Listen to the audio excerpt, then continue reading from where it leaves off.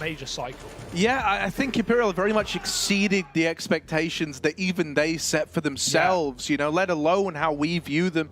Yeah, no, mate, I always think it's kind of hard to quantify because it really does feel like they've risen above the level I ever had this team pegged at to begin with. I never really know where to place them. You know, I think they've given us some surprising results here, even able to push a team like G2 to their very limits, which was legit in and of itself, man. Like, it's pretty wild. So look, we have these vetoes coming down the pipeline. Going to be an overpass to open up Vertigo as the second map, the choice of Cloud9, and a Mirage Decider, a map that Imperial are very well versed on. Yeah, this is kind of nice. We both have two teams very comfortable in their picks on Overpass. Imperial on a 7-win streak right now, looking really, really good. Obviously, some Brazilian teams in there. But as we've said, I feel like doubting Imperial to upset and to cause a storm today would be a bit disingenuous, considering how they have already made it further than we assumed. And this was coming from a guy who in the G2 matchup, you were very ready to just say, like, yeah, G2 should be winning it. But I think you've got to admit, like, because Imperial have kind of been above the level we've all pegged them at, you find yourself giving a surprising amount of respect to them in this matchup, right? Yeah, I think they deserve that, right? That much has been proven. You know, we'll have to wait and see if they can long out a team like Cloud9, who have often made Overpass a mainstay of their map pool, even in the past. So I don't think it's going to be an easy run. I do think Cloud9 are heavy favorites, but at the same time, to pretend that Imperial haven't earned their spot, not just in the past, but even in the present, I think is silly. I think these guys can give Cloud9 a run for their money, especially considering what might be going on inside of this squad's head today. Pistol round of Overpass, and it's Imperial's map pick on the T side. Heavy con setup. And Imperial, one thing you say about those T sides, they're very methodical. They love these grouped 5-man trade hits. Got Mirage to close. I do think we have an excellent map pool for this series. And also, you'll notice a Cloud9 first banned nuke in this game. Probably a good idea. Yoink. Axal with a double opener. That is a beautiful flick back onto Fur. FNX is hoping for a trade here, but that window of opportunity is kind of closing. Axal just going to get out of there with the double opener for Cloud9. No chance at the trade for Imperial. And playing this one right down to the final few seconds. 30 left on the clock right now as they poise this bomb on the short side. Fallen makes noise, doesn't commit to the fight. Lobs this util in towards B, couples it with a flash. There's been a lot of noise made to telegraph this as a B hit. In reality, that bomb's going back up towards A. FNX is deep. He's been spotted. Axal knows they're inside of the site. They hear that plant coming in. They're going to try and run FNX down. Fallen gets the plant, but now is alone in the 1v5. Not much he can do here as he's flat overwhelmed, and it's a big 4K from Axal to open up. Pistol round in their back pocket, but a plant, considering, you know, the situation, considering the 2v5 they found themselves in, you can't turn your nose up at it. No, not at all. You get a bit of respect there, but 4 kills from Axal. He comes in with the goods, and that's all we ever wanted for Cloud9. A little pistol on their opponent's map pick, and they get to build off of it very early. This is a map, Overpass, where more than, I think, any map, maybe Ancient could be up for debate there, where you can really steamroll just off of just winning that opening round and converting, right? Get your AWP in your first gun round, start streaming together rounds, and it's very hard for T-sides to break through the money on this map especially. Perfect mid-pop peak for Axal. He's on a tear right now. 6 kills in 2 rounds, and we're not done. They're going to trade out with Shiro, who still looks to be aggressive in mid. The flash to set him up for that peak. Axal might not be here fighting anymore, but he's still helping the effort. Shiro has the bomb under his control now and is even trying to go further than that. Bolts is expecting a little too much respect here. Shiro looks to fight him. And so it's only FNX left standing. They run him down. Axal might have been low, but that doesn't stop him from laying down the pain for the final kill. The conversion found, besting the force out of Imperial. Now just an eco to follow. That's a Cloud9 looking good for that 3-0 start. Yep. Exactly, not even really getting out on middle for Imperial is it's not a great sign, but I like that Cloud9 are always so aggressive in this middle position. They're a team that love to just sometimes throw 3 or 4 guns into mid and give up that B bomb site and play retake setups. They're also a team that have really good utility at stopping bomb plants on both sites on this map. You'll sometimes see that on eco rounds. Right now they're just farming the kills. Pistols out for Imperial. He saw it cross, but Hobbit is quick, and the bomb is back in spawn, so Imperial are just looking for glory, for kills, for some damage. But Napoli hit him, sure. I take it all back, he's dead. But winning this round is a tough ask. Yeah, just trying to milk some kills out of it is all well and good. The boost was a nice touch to try and do that, but Axel, 9-0 to open this one up. Thus far, only Fur to put up a kill for Imperial. Fur's been very dependable, man. Yeah. I feel like in pretty much all these games, he's come in with big performances to try and help Imperial get going. I think another second man that you can look to is Bolts, but he definitely has been more inconsistent, right? There are some games where he does just kind of feel like he falls off a little bit. You're going to need both of them switched on to open this up. Shiro donning this AWP right away. It's nice to see Cloud9 already just look confident coming into this game. You definitely didn't see that in the FaZe matchup, not just on their faces, but more so just in the server. They're taking a lot of space, they're throwing themselves into gunfights, they're not playing scared. And I think when you're Cloud9 and you know that individually you're in better form than Imperial, that only leads into your favor in CT side overpass.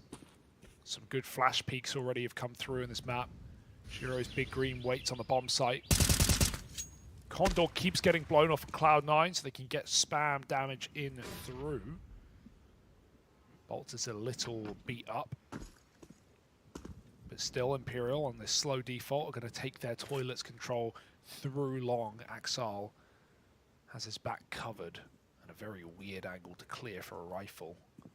I feel like he could go 1-for-1 here for sure. Fallen might walk dry. There's a double face flick back needed for Shiro, and it's not going to connect. Axel gets his one, but Shiro's not done. Bomb drop. Axel comes out. That smoke will give them, or the flash will give them the bomb control, but not if Cloud9 swing for it. Flash from back of the site. Nafany sets him up for another, and Cloud9 just don't let go. They don't get forgiving. They keep giving kills the way of Imperial. And I mean, out of all the ways for your first rifle round to go, you barely even make a dent here. Bolts looking like he wants to save. 3K from Axel, man. So many of these rounds coming up con, playing into this A site, and that's right where Axel wants them. 12-0 to open this up. And I mean, even that save is really less than ideal for Imperial at this point in the game. It throws the money into a really weird way very early on in your T side.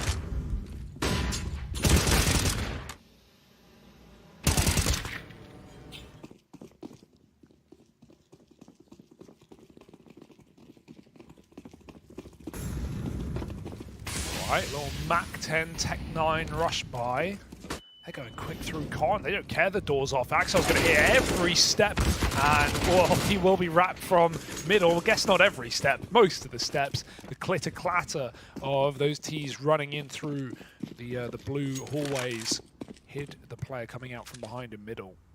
So they will trade and get another gun. It's a really good call to reset here, but they won't go B. Imperial going to go back to that long A position. They've got lots of util to run some sort of execute.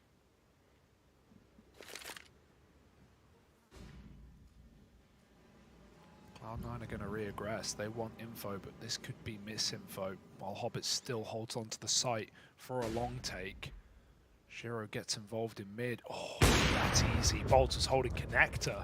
Nafany goes one step further. The bomb comes party. Instead of regrouping with a squad on long, trying to trade those kills, has left the package out in the open. 2-on-4, surely no way back in.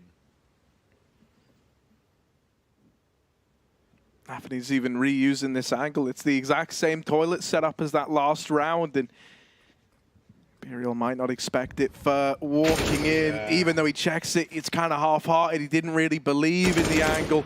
Vinny's good for one, but that should be the end of the line with Shiro here.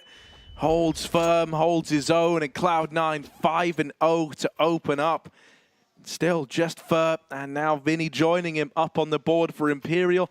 Everyone else yet to make a dent. Fallen's going to bring that AWP into play. Maybe that gives him more of a chance with some of these early mid-fights that have been dealt the way of Imperial. But thus far, everything's come up Cloud9. Yeah, 3 players yet to get on the board here has not helped anything, has it? But Cloud9 have been very impressive, and that will continue. Smoke force on the Molotov. They even threw one in front, and I like that because Imperial realized that even though they smoke the molly, Cloud9 is still going to fight mid. They're still going to peek party.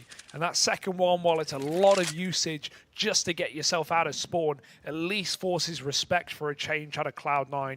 They have to go back to this double long setup. Shiro on the AWP. On a wide angle. And maybe finding Fallen here. A run boost or a flash will be required to get this AWP into the picture, but we know Shiro can hit a flick or two. Oh, does just give it up, does just concede the angle. Doesn't want to give Fallen's AWP a chance. Can't get openers if there's no openers to be found. So they just fall back into a very passive A-side lean, right, with 3 players here. I mean, the guys down on B haven't really had to lift a finger here. Inters hasn't seen anyone.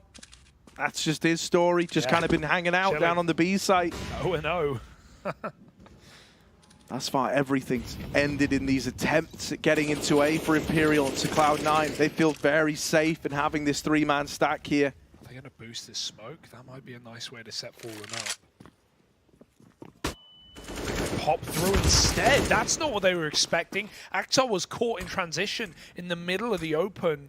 Shiro, headshot angle of the AWP, but Fallen might face first. Jumping and plucked out of the sky. Shiro puts on a show, gets one. Nafany swings for a double up, and there's simply no time unless Shiro will suddenly fall for fakes, and he actually gets him off. 2 kills and a third towards that dumpster player, but he doesn't stick the bomb. There's simply no time, and Inters wins the round. That is devastating for Imperial. Dude, as if Inters is 0-0 and has just won a round for Cloud9. Impact frags. Wait, what? No. Yeah, sure. It counts. Oh, I mean, Fur had to fake. He had to swing and kill everyone. Because if he didn't, he would have got peeked by that AWP and killed. It was a lose-lose. At least he went out with a bang, with all the glory, but without the round.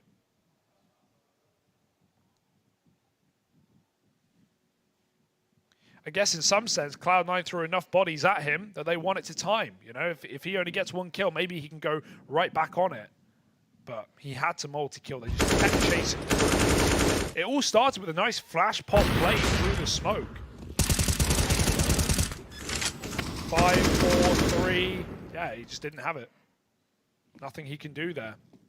If there's only 1 player, he gets the bomb. Yeah, and he gets them conceivably like as fast as possible. You know, it's not like there was anything on Thursday. He plays it all like according to textbook Counter-Strike, but just time is the problem there.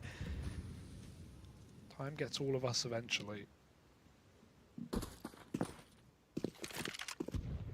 And like Cloud9 are reinforcing B. They're thinking like eventually the B play has to happen. Yeah. And I mean, they should be right in that. Eventually there's got to be a B play, surely. But it's another one of these A-side leans out of Imperial. Very fixated on trying to break apart this A-bomb site. At the same time, while it's a really cool B setup, they've got a player holding boost. They've got a guy on barrels with util out, and then they've got a flash play ready for Monster. Like, you've got Axel 13 and 2 on this A site, and you've got Shiro with an AWP as well. Like, you don't need more than these men. At least you shouldn't, to hold down on A. That smoke will stop Imperial in their tracks. They just about get Axel out of dodge. And he can regress to a position they cleared him from before on the bin. Imperial, they've got a lot of space, but again, with this going so quiet, Cloud9 have moved players back up. Nafany's here now as well to supplement the hold. This is feeling a lot like last round, man. Like, They're pushing up into the AAA stack once again. Not a lot of time. FNX wins the opener. I feel like we're watching the same round again. This time, Nafany and Shiro, they've traded places, they've traded positions, and Nafany opens up with that trade. 15 seconds. Bomb moving up the short side. And a missed shot out of Shiro's orb. Oh, it might have teed Imperial up for something here. Gonna get that bomb down. It's a truck plant. Hobbit now dead. And Inter's at 0-0 in a 1v4. His scoreline's going to keep being just this, you know, it hasn't even played around yet. Life of a but he has 1-1 for Cloud9. This one is unwinnable, unsalvageable. And so Imperial, they finally break themselves in. They finally break apart that A-hold. All it takes is that one Shiro miss, and suddenly, you know, the gap is closed. They're up in your face. They're in the sight. They're spilling in. That really was deja vu, though. Like the exact same positions. Again, the entry from FNX. It's just the Molotov that causes the problem, right? Shiro whiffed, but it was predicated by a molly back dice. Imperial, you know, they try to flush him out, and they do exactly what they must. If he lives and even just gets back to bank and doesn't even take a shot, he can stop that bomb plant on truck, and Cloud9 can win that round with just seconds to spare. But 10 seconds as the stick comes in for Fur. It's a lot better this time for Imperial. Felt like all the makings to another Cloud9 round, and you see why Imperial are incessantly going back for these A-site executes. That was clean. That was way cleaner than the previous one. But yeah, when you're hitting with 10 seconds, you don't have much room for error, as we've already found out. Now Imperial, they've had their round. They're going to go back and try something new. Head B. Axel just flashing himself into mid. Once those fights, sees nothing. Is Inter's finally going to get to play around? Surely. Is it finally his chance?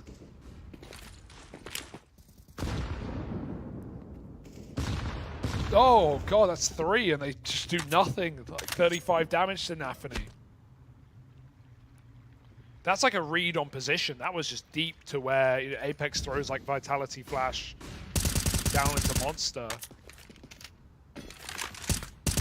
But no one was standing there. It's just a bit further than the boost. Trains in the way. Choo-choo. And now the barrel's molly into what you would presume would be a fake out. This is not a commit. There's still 2 players defaulting mid and connector, with a lot of maps still to clear and a lot of time left to go. Dude, as if Inters was so excited. He was so ready to get to play. But now they're going up con, settling back into an A play. Axel, he is the guy that can make all the difference, needs to win this first fight, and it doesn't go his way, with first securing that Cloud9 and now scrambling these rotates to the upper side of the map. Shiro gonna have to put on a show. That first shot misses. And now bounds back into the bank, conceding the site control. Imperial, a route to a bomb plant here. Nafany playing ahead of the molly. It's a lot of damage. The spam from the orb could do it. And now the bomb's dropped. Very little time. Bols is going to give it another go. Shiro, try it once more, but this time the shot does not connect. Flash goes out. Inter's blinded. Not how he wanted his first round of play to go, but he's out at truck. He does survive the crossing. Dead on that re-swing. And so finally, given a chance to play, he had to perform, and the team flash was not how it wanted to begin. God, they really don't want him to get in, do they? They really don't want him to play. Really nice executes on A for Imperial. Like, it had to, that kill from Fur had to come in. The patience to sit party holding for a long push at 30 seconds is so important. If Axel gets that kill while Imperial were committed to A, up con already, and Fur dies, they're all going to get backstabbed laying up toilets. Shiro had a couple of chances to get shots off before the bomb made it in, and even though he stops one planter, he couldn't get that toilets pick. He couldn't stop the plant with 10 seconds left with a second wall bang, and poor Inter's full blinded by his teammate outbank. That one hurts, but we don't hold him to it. And maybe he'll get more action down on B later on, but a first timeout used by Cloud9. Trying to find fixes before it gets too problematic. At least they save the orb.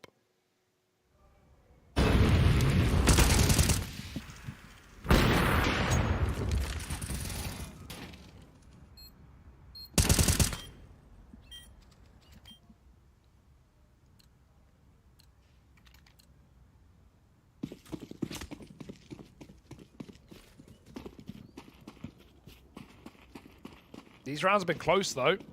So this is a last buy for Cloud9 unless they pick it up. That's how you break into that T side. Imperial with a way, a route. Cloud9's route is very B. While Vinny's walking into B, Cloud9 are pushing playground, and that kill only confirms that they have a lot of space. Nice shot for Fallen, dropping Shiro and Connector, couldn't hit the flick, and a nade to kill Inters. He's really not having a fun time. Fur holding again. Has he heard something? He must have. He is so cognizant of this corner, but there's two CTs here, and Fur's fiddling with nades. He's going to get out of dodge, let Fallen pick up the pieces, but I don't think they know. Oh my god, they think they've dealt with it. They think they've dealt with him. Hobbit, oh, a missed shot out of Fallen. He needs to win this, and he will with the Glock. Hobbit locked out, Fallen with a big round, 3 kills. 2 of them from that AWP, 1 with the sidearm, and it set Imperial up for a third. Anthony will begin his rotation up towards this A bomb site, but it might end here at Heaven. Still just waiting, hoping they play into his hands with a late B commit.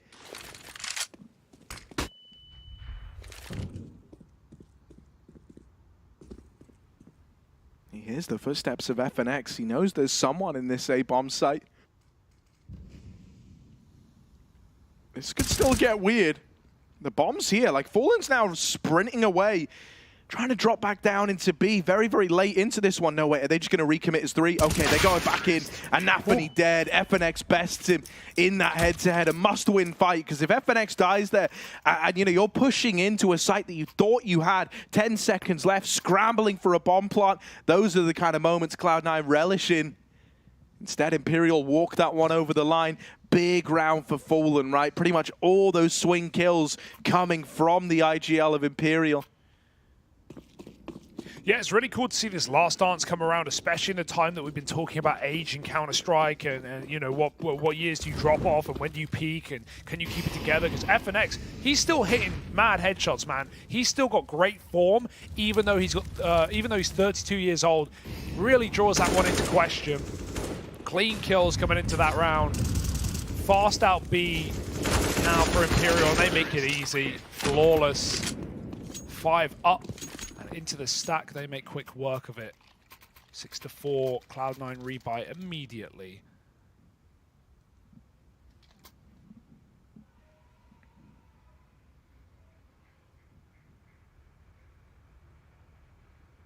Meanwhile, on the B stream, spoiler alert, on the A stream. I was going to say, I know what the scoreline is. It's right there. Enter slicing up Heroic right now in a third map.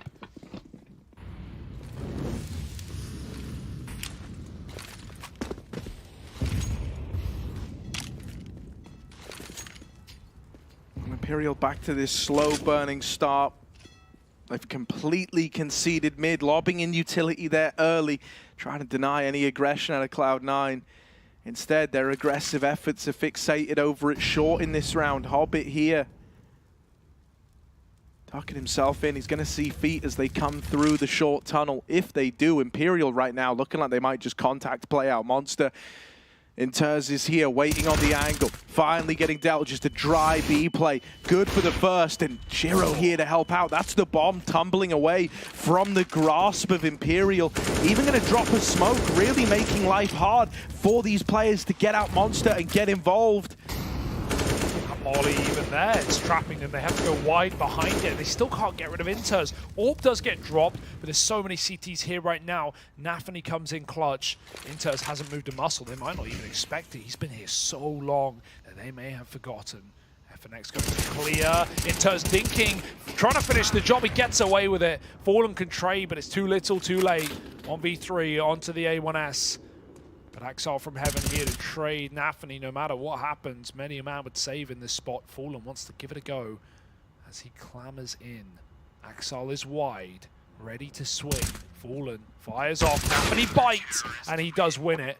That's going to be Cloud9 keeping it cool in another gun round after Imperial build a bit of a streak and break the money. Cloud9 do right by the B hold, do right by Inters. Keep it together.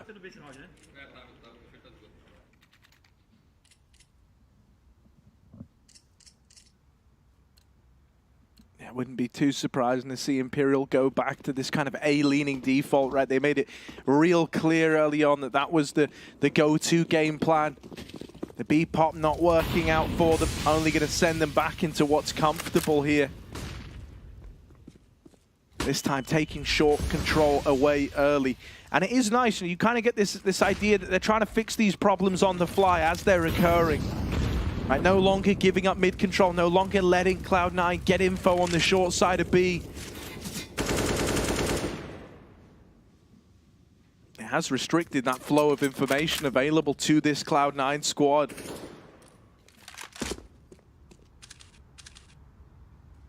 And so what's happened in times like this? What's happened in times gone by? Well, often it's been moments like this followed up with an A play. With no info secured, Cloud9 do triple up the efforts in that A bomb site, leaving this B hole down to 2. Oh, and Inters is even moving like he wants to push this monster smoke. Oh, that molly's gone out, but it's not for Barrel. It's in front of the pillar to try and push players back into this boost for Imperial. It's by design, but no one appeared. No one poked their heads out. Heavy monster setup. Our third player's even rotating A because Cloud9 have a big gap on A short. They've been playing only on the long side on this round. So that's left B pretty ripe for the taking. Hobbit wants to move in front of this utility. He's got a nice off angle. Bolts has to go through on a fade of a molly and he hits the headshot. Only Inters in the site has moved off of the barrel to group up with Nafany, and now they have to do it. The gruesome twosome back in the pit. 20 seconds. Imperial need these entries. Fur's going to deliver. They don't know about Inters, but he has been the one man, the one consistency. Down on lower, first sneaks in and he wins another fight. Shiro couldn't supply the cover from heaven, and somehow, someway, Fur has bludgeoned his way into B. Cloud9 must save. Tails between their legs, and Imperial take another flawless round on the lower site.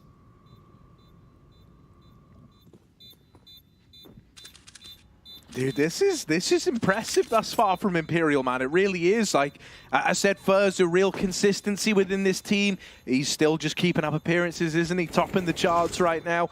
But I think critically around him, you've kind of got like the whole supporting cast switched on.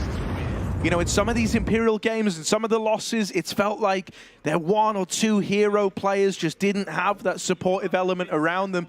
Well, this time it feels like everyone's had their moments. You know, FNX over towards the A-bomb site had been getting those openers, have been crafting round. Bolts now opening up into the B play. Fallen bailed them out in that mid-push round with a big triple kill from his AWP. Everyone's had a moment. Everyone's had a turn. And this 13-1 scoreline that Axel once possessed, well, it's nowhere to be found now. He's slowed down massively. Bait stack again. Imperial tried this a couple of times. They've got a few lineups. It's very cheeky, but Cloud9 have yet to be caught by it. Nafany just takes a dry swing. Inters pushed back by the molly, but he lets his smoke bloom before he opens up to the monster angle. Imperial not given a trade or a way back in to this 4-on-5. Reset to middle again, and hey, the raid plays were, you know, working here and there, getting a lot of room. FNX was a big part of that, though, right? Like a big part of getting this opener, so it's going to fall to someone else. And well, with Fur dead over here in middle. All right, now you're in trouble, yeah. The two kind of playmakers for this A site both knocked out. They don't even know about Hobbit, who's still down here in connector. Holding so long, Shiro on long, and they've crept past him at least, but with a player back in the bomb site, Hobbit can just play for the retake if he's needed to. They might go back to B, back down connector. Fallen's going to get backstabbed. Shiro, does he clear it? Knife out. What? Fallen running around. Shiro, where's he looking? He doesn't hear a single step. Hobbit can backstab, but he knows that was a fake out by Fallen as they call out monster. The boost is there. Nafany gives us the goods, and Vinny 1v4 got the bomb. Huntington kills. Nice molly to give him a bomb plant, but he fakes it. He thinks there's more in the pit, but with that double boost up, that's all there ever was in B, and now his opportunity gone. Axel swings random and takes the round out for Cloud9. I'm kind of amazed he assumed there was another man there, right? Oftentimes when you got that CT boost in, it is just like the big telegraph that, yeah, man, we've gone very lax on the site control. We're playing to just take someone out of the round and then set up for a retake, and they did give him the respect to plant the bomb. Yeah. It's one of those moments that will just sail on past, though, for Imperial. Cloud9 with the reply. Yeah, that was crazy at mid as well. Shiro just heard Fallen running and he didn't react unless he thought it was Hobbit or something, but very strange. Luckily doesn't come back to haunt Cloud9. But they are a team that, you know, not only do that boost a lot, but also like playing retake because they have these nade setups and they have really good retake smokes. Flashes out long. Imperial move up. But a double toilet setup. This is often met with a flashbang from the T side, but Axel's anti-flash to some degree, he can turn around. They're going to contact him. Oh, that's easy pickings for Shiro. He dies, but they're not ready. Knife out, you can see it. Vinny was not expecting a second player in toilets. Untraditional setup for Cloud9 gives them the kills, but Axel now has to fight for his life, and FNX comes in from the short side. Keeps things even. A is open. It's only Nafany back in spawn. But do Imperial make that read?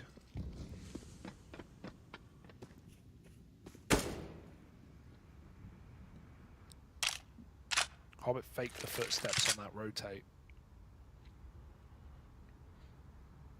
Hoping they heard it, but they weren't up short far enough to even know. And Imperial are like more than comfortable playing rounds in the final 20 seconds. They're not feeling stressed right now. Nafany with one well-placed kill could really disrupt this. However, the bomb's coming in right at the back of the pack. So that man that he's got to try find, got to thread the needle here. Nafany, perfect timing on this. One kill could change the outcome of this round. And there it is. Hobbit comes rotating up. The round was theirs all along. Cloud9 engineer that one brilliantly. Nafany realizes the full scope of potential he's got there on that timing wrap around the long smoke. And so Imperial might have been set up nice. They might not have fallen for the fake footsteps out of guys like Hobbit. Might not have rotated into the B stack and in theory headed into the easier site of the two. But Nafany just engineers that round to perfection. Yeah, it's not even just a gap in the smoke. I don't think there even needed to be a gap there for him to go through that one. He just heard two players cross out long and knew he had so much room to backstab. And that is the danger of going for these 10-second hits, right? That third player didn't even get to clutch or try because there was simply no time to even win the round as that bomb gets dropped with seconds to spare. So Imperial not managing to fake out Cloud9 much in this T side. When they win rounds, it's often just off the entries and just trading their way into bomb sites. But when they go for these really late executes, Cloud9 have disrupted a lot of bomb plants in this map already. Far more grouped, but that is a shot from Shiro.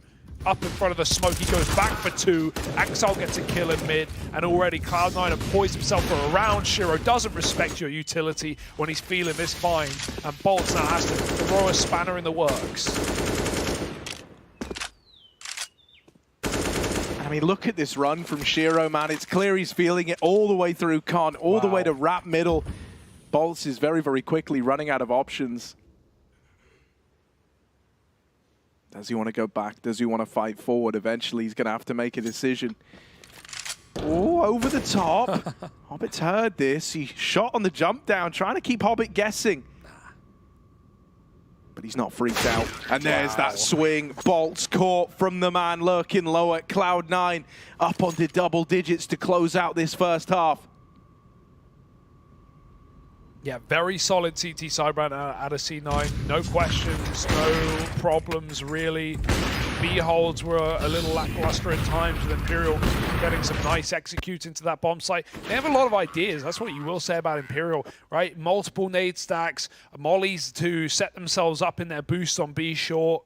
They have a lot of way of getting picks and a lot of firepower on those openers, but it does come down to the late rounds where Cloud9 don't respect Imperial's utility, running through smokes and mollies, and just letting those individuals flex their muscles. Fallen set Vinny up fully. Armor and nades. It's 2 for 1. Fallen's going to be playing middle instead with 4 players here. It's not like Vinny can stop a plant, really, with 1 HE. It's not like Cloud9 are going there anyway, so they will meet this mid-stack, this full setup. Ferg gets a lovely shot. He's stuck out in the open, though. Hobbit will trade, but is he ready for double con? Yeah, that second player of Fallen only good for 1 before he's traded. There's still another man. Bolt. Who holds this? Oh, dude, Nafany. Ratty. Oh! Gonna get flicked onto. Bolts actually wins that and then takes it one step further. Just Inter's left to beat, and Bolts now dropped out of the round. It's a 1v1. Inter's versus Vinny. He's dropping down lower with the bomb. Gonna have the plant here. Vinny very far removed, especially as he doubles down on this long commit. This rotate is gonna take so much time. Yeah. So long to get set up for this. And so Inter's right now has a world of opportunities. He can go anywhere he wants in this post plant. Gonna go and wrap short. Bombs planted for him. This is a very tough ask of Vinny in the clutch. Yeah, he kind of has to presume it's a passive post plant. He can't waste time walking around and clearing corners. He's just got to tap that bomb and force the reaction from Inter's. There's simply no time. He needs an instant kill here. Vinny's got it! And now that's the round for Imperial. It looked lost in the source with that con setup getting corrupted. But Bolts comes in with 2 massive kills, and Vinny hits the 1 bullet to close out the round. That was a close bomb as well. But it's Imperial's pistol. And suddenly this series tightens up, perhaps. Cloud9 don't wait long to buy immediate rifles in round 2. That's a lovely little pistol round out of Bolts and Vinny.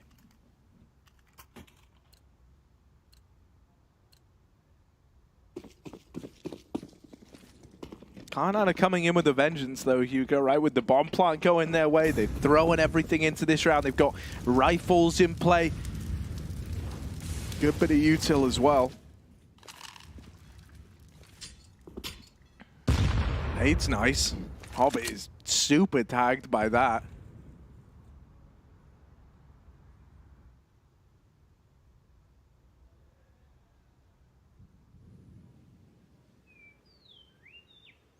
Cloud9 have been gifted this con control. They've been given a route up into the A site. And there's actually a world where, like, if they had the bomb here, they could just plant on A. Like, right now, there's nobody in the site for Imperial. This has to be commed across to FNX as he rotates up. He can't be too overzealous in this one. As they hear him moving in, Cloud9 close the gap. They're already in the site, and FNX is tapped out. At this point, you know, the long control almost should feel obvious. Fallen, gonna win that.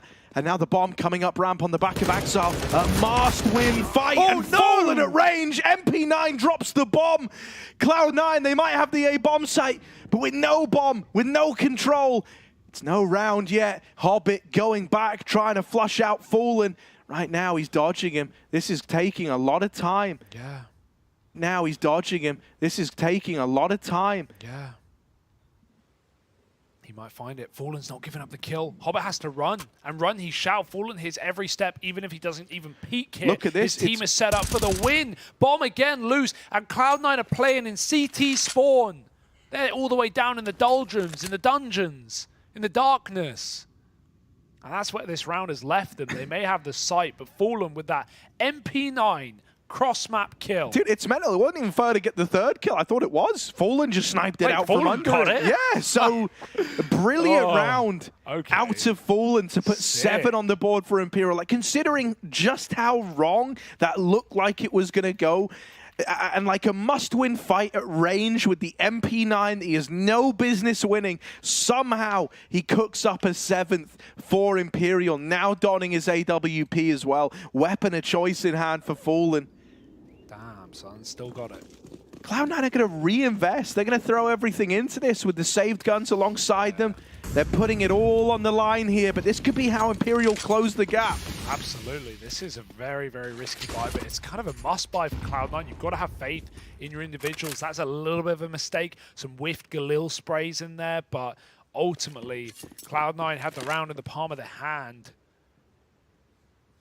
Going to try and take mid and long again. But Imperial are just backed up into the bomb site. Floating a 3rd player to B.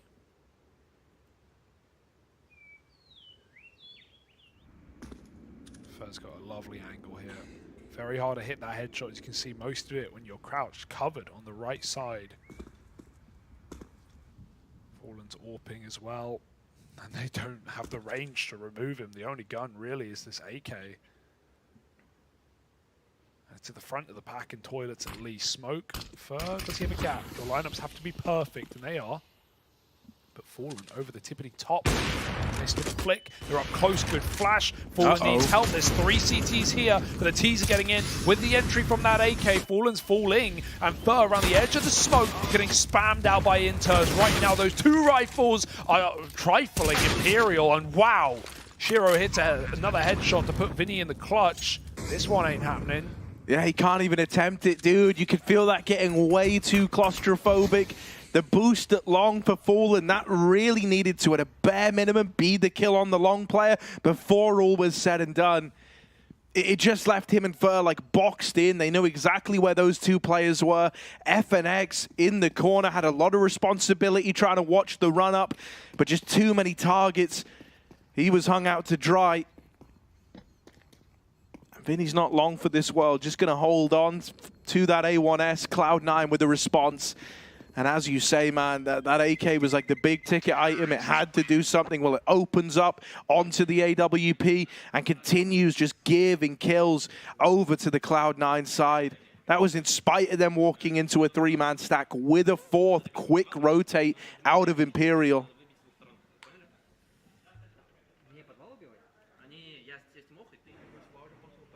Sneaky round to get past, especially considering the one prior, right, with that bomb loose in mid. But Cloud9, they show why they had faith in their rifles, their 2 rifles, both of them getting entry. Shiro with a double.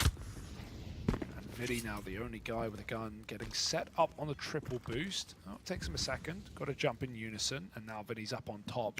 But no one's taken B short. It's a bit of a flash. It's all a ruse, all a rumble, and nothing in the tunnel.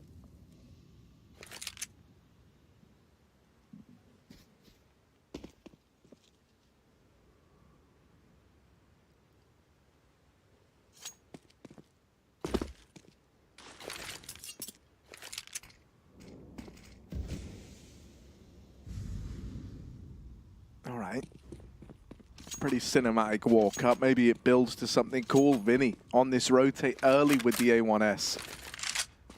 They didn't see anything from that triple boost down on B. And so now they start to pull bodies back up. Vinny up on this boost with this hero gun, having to have his moment now. If Imperial want to have any chance of somehow pulling this one out, it's all going to come from this M4. He's been spotted on the jiggle, drops the bomb, Nafany with the reaction, and suddenly this A-bomb site is just laid to rest. The big, dangerous piece. That A1S is now removed. And so just the pistols, Fur's good for a kill, but can't go any further than that. Hobbit just about gets through. And so Cloud9 will get a 12th on the board. Kind of miraculous. There was even a moment where like damage was getting done, where it even looked tenuous considering what was brought into that round. That was a bit scary there, wasn't it? Some pistol kills, Vinny with the opener. Hello. He had to multi-kill. Fallen's got the mid spawn here. All right, let's give it a go. Big Green ready to take this pick if Cloud9 meet him there, and they will. Fallen done this a million times, and he's going to hit it. Easy done. Inter's gone. Nafany chases him down, but again, like the pistol, there's this triple mid setup, and it's delivering death. Fallen with 3. One by one, they feed the beast. And Shiro in a 1v5. Through the molly, that's cocky. How much more you got? He didn't get the bomb in that jiggle. He's going to go back and try to clear out the backline. Bolts is pushing. This could give another kill over to Shiro's AWP. But he's tucked. I like this from Bolts, man. Not overstepping, not going too far. Shiro, is he ready for this? He checked it, but doesn't make it any easier. Fallen banging round with that AWP, helped out by Fur and the rest of the gang over in middle.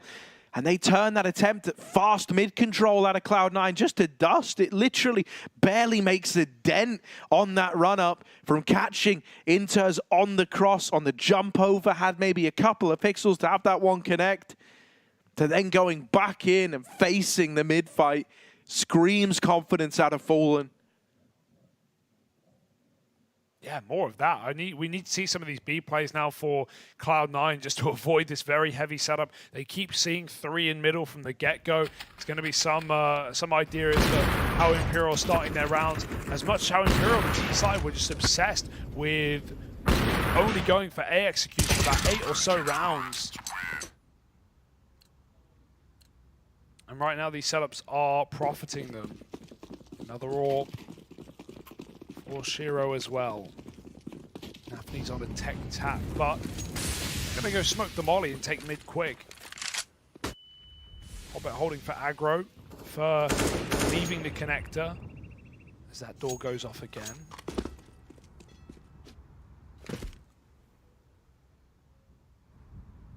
Fallen on a far safer angle, trying to dodge utility, but it's only the toilet smoke party molly. Cloud9 are not that pushed up yet. This flash will get them there. Fallen fires and falls back. Cloud9 know where this AWP sits, but it shouldn't be much of a surprise. Bolt's going to be able to hold the molly, while Vinny, even from this angle, will get that first contact on a monster push. The only counter to this is if Vinny gets popped and full blinded,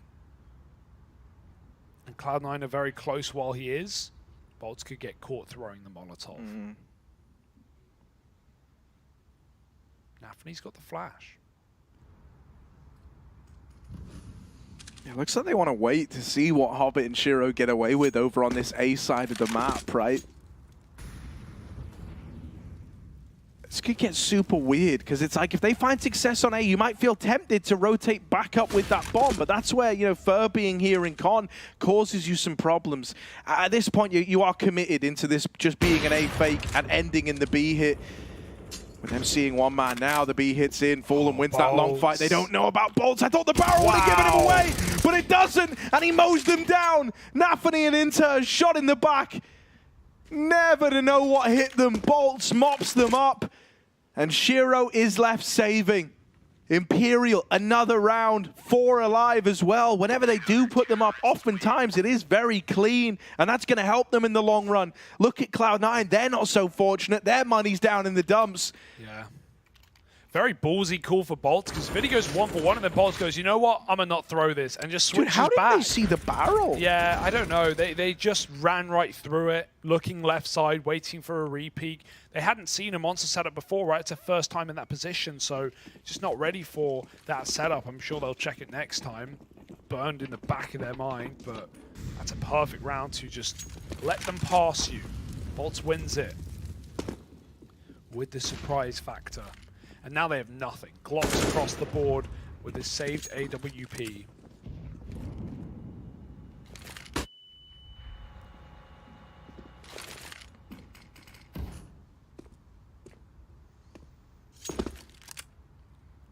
I mean, even for Shiro, this round's a bridge too far. Not going to get given really these opening picks that you dream of. Pistols have to die so that you can live. There's a spot. Now Shiro's interested. Like a tracking missile. Seeking heat towards B. But Naphani's already gone. And one by one, Cloud9 starting to drip dry. I mean, this one was never meant to be around, right? It very much hinges on just Shiro having round of life with this hero AWP. They're going to group for the B hit at a bare minimum. You know, there were just 2 players here, but a third has now moved in to fill the void. Good setup for Bolts, but he's only up to the task of that first frag. 30 seconds now as Cloud9 start to move in. Vinny around the pillar, also traded by Shiro's AWP. Axel brings it close. Fallen's going to hold the line. And Imperial are up onto 10. Yeah, definitely an overstep for Bolts there, knowing an AWP's in play, but still wide swinging monster after a kill. Should just take that and leave, but considering they're already up a man, Imperial are able to trade their way to the round. Some nice shots out of Shiro, keeps the economy fresh for Imperial, but it's still Cloud9 coming back in with a rebuy. Couple of bad money rounds for Cloud9, no longer the case. They don't have the util to run fakes in this round, that's the one drawback. They had to buy regardless. Oh, Bolts inside of the molly. Fighting deep. Cloud9 on a very lax default. Don't have connector. Luckily, Fur's not milling around there either this time.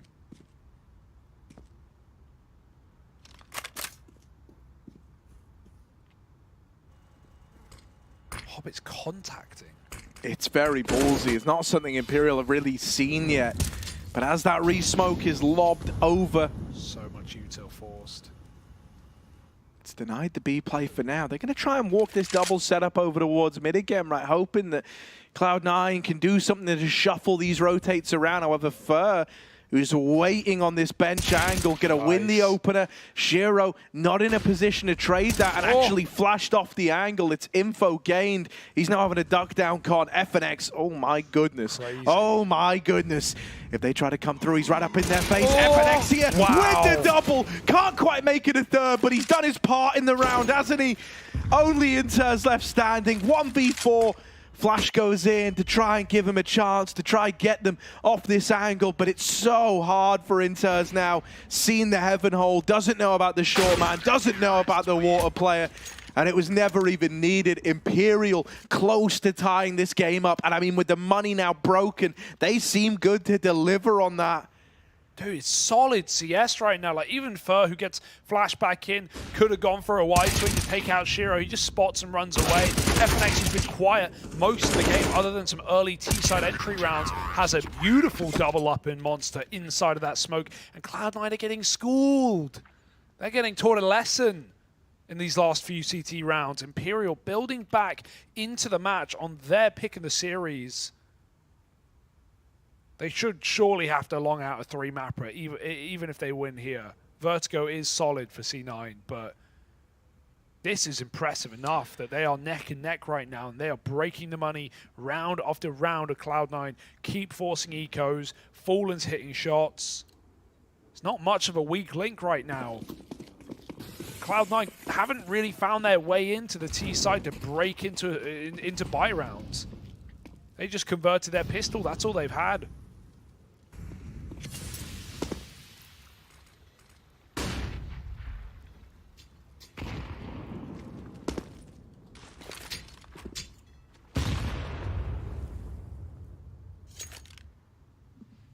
It's actually just so surreal, man. I mean, like... Oh, hang on a moment. This is a little bit weird over on the monster side. Hobbit! What is that? Woo! Boss never knew what hit him. Vinny wants revenge. Vinny wants blood. Pushing the short side. They're boosting up, but he could discover this. He could uncover this. Instead, he's going to wait. Oh, his teammate. Oh! FNX flicks back round, and they've mopped up the short side. A good start, but it's quickly turned sour. Shiro walks to his death as well. Vinny on a tear in this round. And it's only Inter's left standing. Similar spot to last time. An impossible 1v3 out through Monster.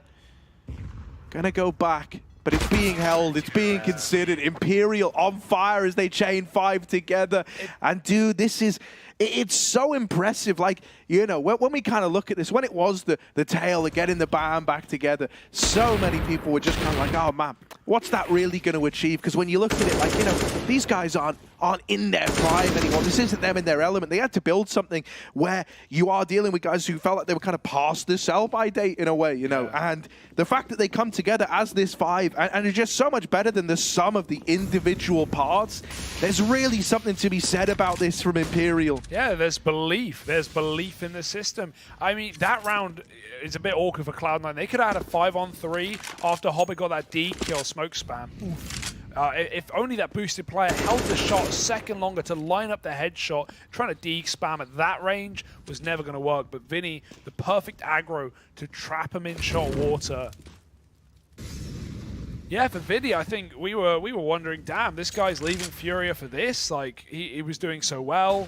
Furia were rising through the ranks. They were still holding their top spot as the best team in their region in NA and SA. But right now it's working out. Imperial are looking for a deep run. And if they take this first map against Cloud9, that's one way to do it. But smoke spam for 2 kills in this round.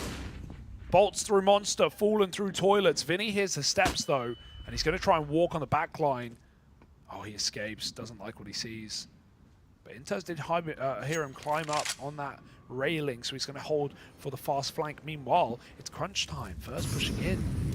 Might catch him by surprise. These aggressive toilets maneuvers for Fur. Oh my goodness, they're walking right by. Flashed in, missed shot for him, and now Shiro should be there to finish the job. He can't. Fur. No way! That's 2, and he should not have gotten away with them. Should be dead now, surely. I keep telling myself, but Vinny's here to backstab to keep this round standing. It's a whiff spray, and that was the only way back in as Fur got smoke spammed on his escape. Cloud9 hold on by the skin of their teeth. Yeah, it really was by the skin of their teeth, man. Like, that is so down to the wire. And really, if Vinny doesn't completely, like, butcher that spray on the backstab, that could have been so much more. The bomb was dropped over towards toilets with like 20 seconds left, and with the smoke in the way, there was definitely a world where Vinny could have done a hell of a lot more there. That is unfortunate, right? From the high highs of him just multi-killing over on the short side in the round prior to last, to then having that be his go at it there. Couldn't deliver on the impossible scenario that first somehow crafted.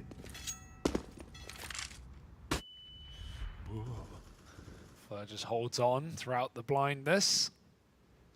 No real choice about it. Cloud9 forced no shot though. As far as they're aware, there's no AWP in mid, but Fallen's just regressed in the toilets, and Imperial have again put up this triple mid defense. Cloud9 are crawling into it. That's Fur getting cleared by Nafany though, out on Fountain. Cloud9 are starting to come together. Fallen holding for the jump, the boost is not there. Volley off that position, Nafany gets a double entry. Fallen can decide to regress. They've not seen an AWP. They know it could be possible, and Fallen shows them the truth. But all the way back to the bomb site now, as a big gap is open on long. He doesn't want to get backstabbed. Cloud9, meanwhile, can just reset and regroup. That bomb's in spawn. It's going to get picked up by Axel, and they should be able to trade their way into a bomb site. Winning this round without a triple gamble stack for Imperial should be a very tough ask. Yeah, and they're not taking gambles yet, man. They're trusting Fallen with the entirety of this A-site hold. It means he's just got to go absolutely ham with the AWP. And as he's kind of skipping out of there now, leading into this B play, flashes start to sound in the A-bomb site. And this will just be a save out of the Imperial squad. I like this call from Fallen. He could have justified staying around to stop the bomb with 10 seconds. There was a way, maybe you wall bang, default, you get a kill. Wow, you've won. But it's unlikely, and Cloud9 have so many players and Imperial have so little money. This is the safe decision. This is the game-winning decision you're telling yourself when you call it. You give them 14, you come in with your full buy, and you play for the whole map in your next gun round. All this work relies on the next rifle. Otherwise, Cloud9 are taking their opponent's pick and setting themselves up to eliminate Imperial in 2.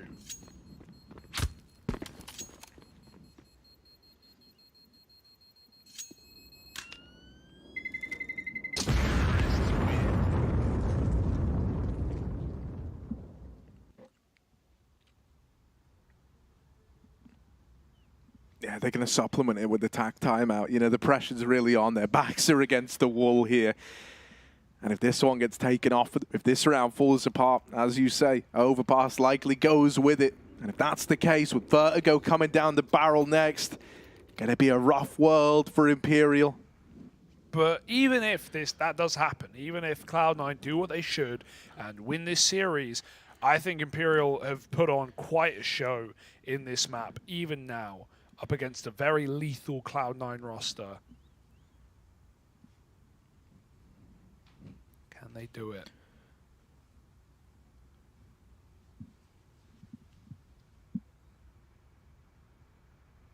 What are they going to cook up for us here, right? That triple mid stack that's been so faithful, so dependable.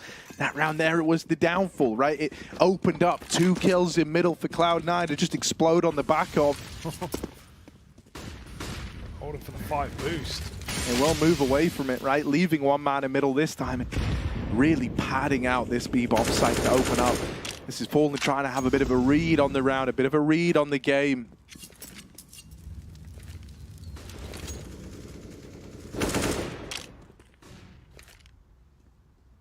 But slow to start for Cloud9.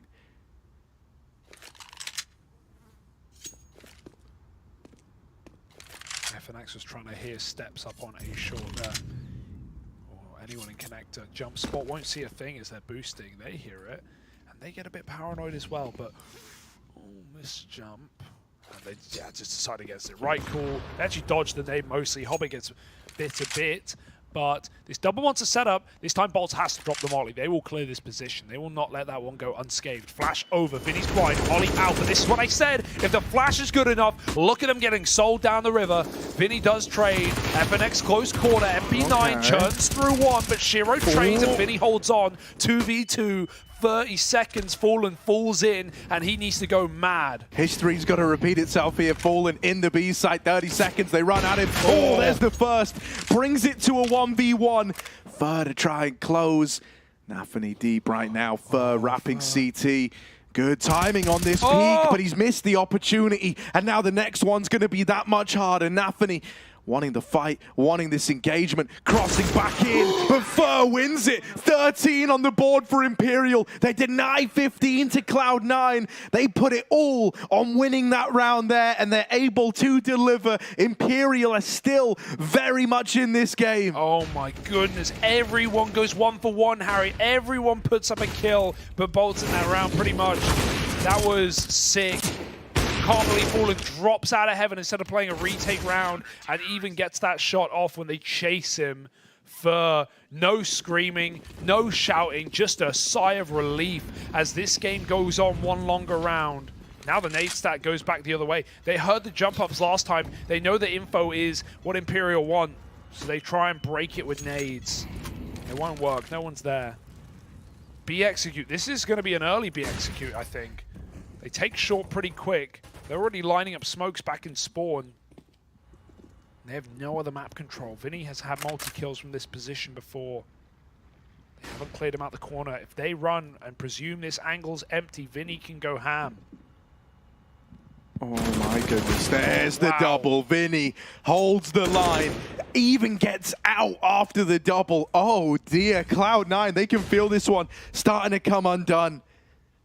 They're still committed into the B play. I mean, hell, it's all they've got. They've given up real estate everywhere else. Bolts, molly to barrels. Good for the swing and a double from him. Why not make it a third? Imperial tie this up at 14 all. From a 1v1 on the B site to a flawless round. Contact kills every single time. Cloud9 barely throw an execute. It's a Molotov, that is it. When they've entered B, at least they've had Imperial pretty blinded on this bomb site. Now they just waltz in and they expect a different result. Imperial win every single gunfight. Flawless round. They've got wind in their sails. Cloud9 have pistols in their hands. And why not rush B? Why not play aggressive? It's all you've got. Imperial red wrong. They got for a heavy A setup, and Cloud9 are going to explode. Yeah, definitely a route to something here. Like, if you're Imperial, you're kind of set up to play retake now. You've pushed mid. You know it's not this A bomb site play. And so for these guys in B, you're either going to need a mow down out of Vinny playing inside of the site. You'd love it if he could just go 1 for 1, maybe set up to play retake, but you got to deal with it. He's stuck here fighting. There's the first. Wow. Vinny, very pliable with a bit of help from Bolts. They churned up the first two in. Vinny trying to get aggressive. Will get silent. Shiro puts a stop to him. Not over yet, Imperial. They need to compose themselves. They're going to try and give Fur to come in on this backstab. Inter's tagged. Up in the site, Shiro's coming back. Wants to try and wrap short here. Wants to try and play around the bomb. But now locked in this fight. Has to win it. Fur holds the line. Nafany and Inters, they're both boxed in. They're stuck on default and shut down one at a time. Nafany at least gets out of there to play around this bomb. Smoking his way. They're running in now. Someone's getting on it. It's Fallen. And the shots can't connect. Everyone willing to throw bodies in the way to protect Fallen and find 15 for Imperial on their map pick. Unbelievable. This was like Cloud9 ready to close. This was Cloud9 poised and ready to shut out this entire series. And now it's upside down, inside out. 15 rounds for the Brazilian side. And Cloud9 don't know where to look. A timeout. Coach of the year coming in. But is it all in vain? Is it too late? They may have ecoed for 15. They got a bomb plant. They got the bare minimum to give them everything they want. But Imperial's mid setups, their triple mid setups have been solid. And Cloud9 almost have to go A after they fail B round after B round after B round. Contact, execute, fast, slow. It's not worked. And so if Imperial go back to what's been their bread and butter with Fallen with the best mid-spawn, ooh, baby. Who knows? It's overtime or bust. 8 out of the last 10 rounds. Fallen wants to make it 9. In with the swing, and Shiro goes back, tries to deal with him. Double up aggro at long. Hobbits at least put a stop to that and return the 4-on-4. Fallen stuck down in connector. He's stuck fighting, having a care, a push up through Calm while he's also losing middle. This is a very tricky spot for Fallen to navigate. If he gets out of this somehow looking pretty, it could be everything but a missed shot, and that's unrecoverable. Hobbit with a double. You've lost Fur, you've lost Fallen, two of the big hitters for this Imperial squad out of the round now, and a man down. Cloud9, they're going to pump the brakes for a moment. They're going to slow it all down.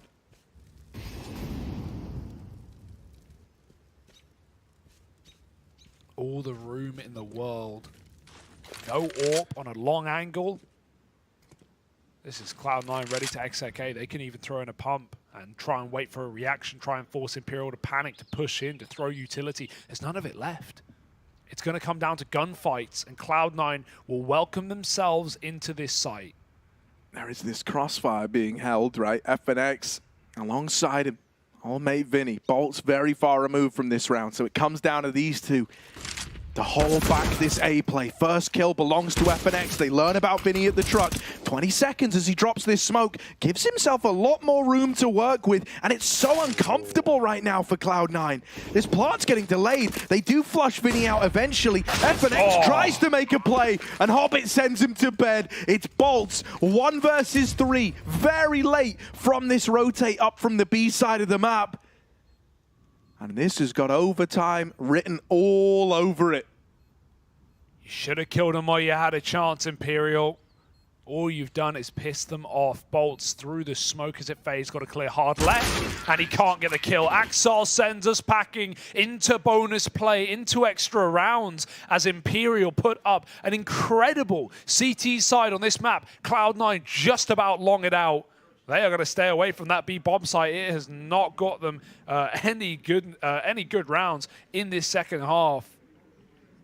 Unbelievable shots being landed by Imperial, but Cloud9, somehow, some way, they hold on.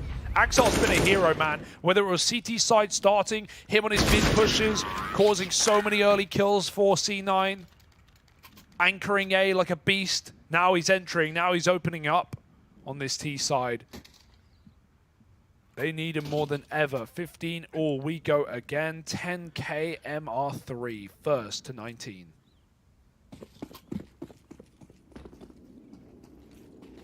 Fair lobbing in that mid molly. Does he want to try and push with it? Does he want to try and get stuck in? Just going to listen for it getting extinguished. Now he knows they're out middle.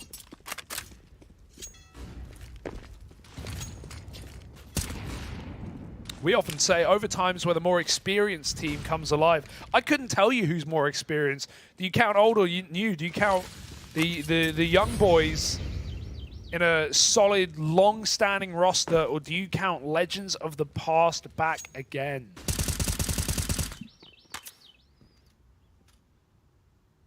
I mean, you almost can't help yourself but root for Imperial, right? Just for how wild a story it would be. Fallen on this angle. Oh, he's seen something. An arm gives it away. Up close, combat AWPing. All trying to seal the deal on this close player of Fur. Nice. But they only trade 1-for-1 apiece. It's a 3v3. And A is wide open right now. Cloud9 starting to move in. No contest out of Imperial. No one able to challenge this. Plant's going to go down. Imperial need a retake inside of this A bomb site. These have not been super fruitful whenever that plant's come through. Time working against the Imperial squad. No util to try and flush these players out. They've just got to brawl. They've got to fight their way back in. Vinny with the opener and the follow-up. It's all set up for Axel to try and clutch. 1v3, bomb planted for him. And Vinny wrecks him on the swing. A huge 3K. Imperial find the first in overtime. and launch a successful retake over on this A bomb site. Dude, Vinny has been a player that we've been kind of underwhelmed inside of this team in this tournament, right? It's often been Fallen going ham or Fur and Bolts putting up incredible CT rounds. But this game, Vinny has gone absolutely mental and put up quite the match. Sick 3K coming back in. CT side holds on B have been lovely as well. It's part of the reason that Cloud9 haven't been able to break into that bomb site half the time. And Vinny's getting it done. First round at OT goes the way of Imperial. Cloud9 have to dig deep. Not the team that I thought would get Cloud9 to pull out their shovel.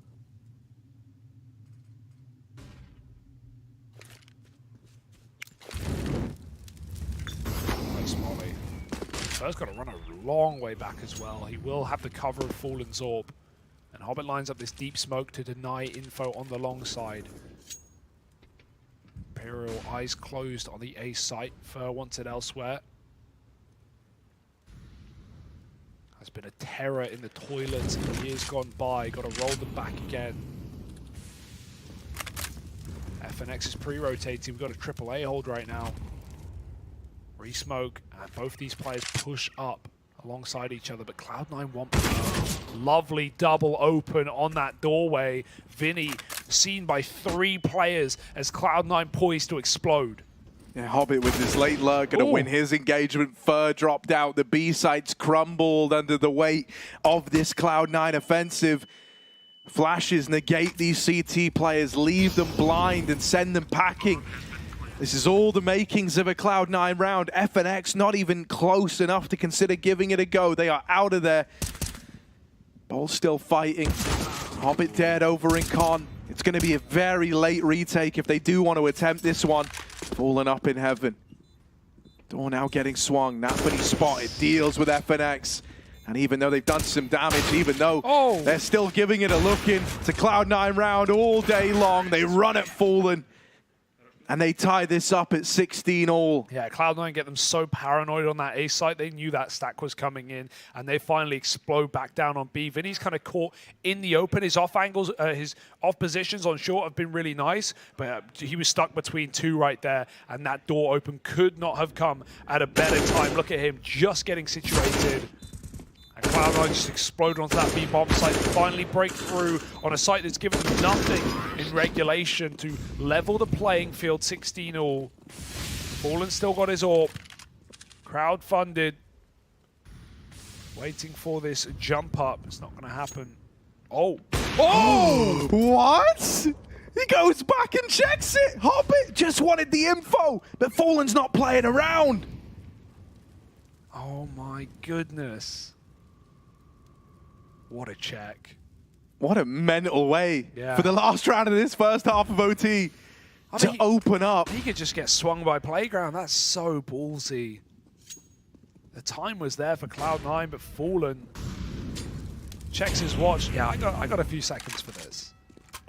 4 on 5 now. They've just got to go desperate into this B bomb site, into the darkness again. It's Fur and FNX double con with Fallen on the A site. And the best part about that is not only can he solo AWP A and still hold on, but this B rotate is going to be instantaneous. The second Bolts and Vinny call for support. Fur and FNX will answer the call. Cloud9 need entries. They can't get traded into this bomb site or this round is done. Nafany's on a limb and Cloud9 go out. Yeah, Axel leading the charge, right? Knows there's a man down here in water. Vinny on the receiving end. Bolt's going to re-swing out of heaven. It does get caught in the air. Fallen trying to do it. Oh my goodness, over the top of that smoke. Axel's looking for him. It's a late lurk from Nafany that looks to seal the deal. 18 seconds as that bomb moves back into the site. It's a heaven plant. There is so little that Fur can do. Does have a smoke. Maybe that helps him, but first he's got to win this opening fight. Axel tucked in at pillar, the player spotted, and Nafany just nails the shot. Cloud9 gonna win out that first half of OT at 17-16. Hey, Fer had the read somehow. I don't know how he knew that was a heaven plant, but he had the idea. Still, Cloud9, that's a far better B execute. You could just see Imperial, because of that con setup, we're trying to, again, pull back into a safer setup all the way to the pit, and they drop that close smoke, but Cloud9 just don't respect utility in this game. They have an all CT side either. They walk right through it. Axel continues to give us huge opening kills, and he's been full of them in overtime as well as regulation. Breaks through B and sets up Nafany in heaven to close the round. Cloud9 lead 2-1. 2 more to do it on Imperial's map pick. A hyper-competitive game in a series that should not have been, but we've said that across the entirety of Imperial's run through the major.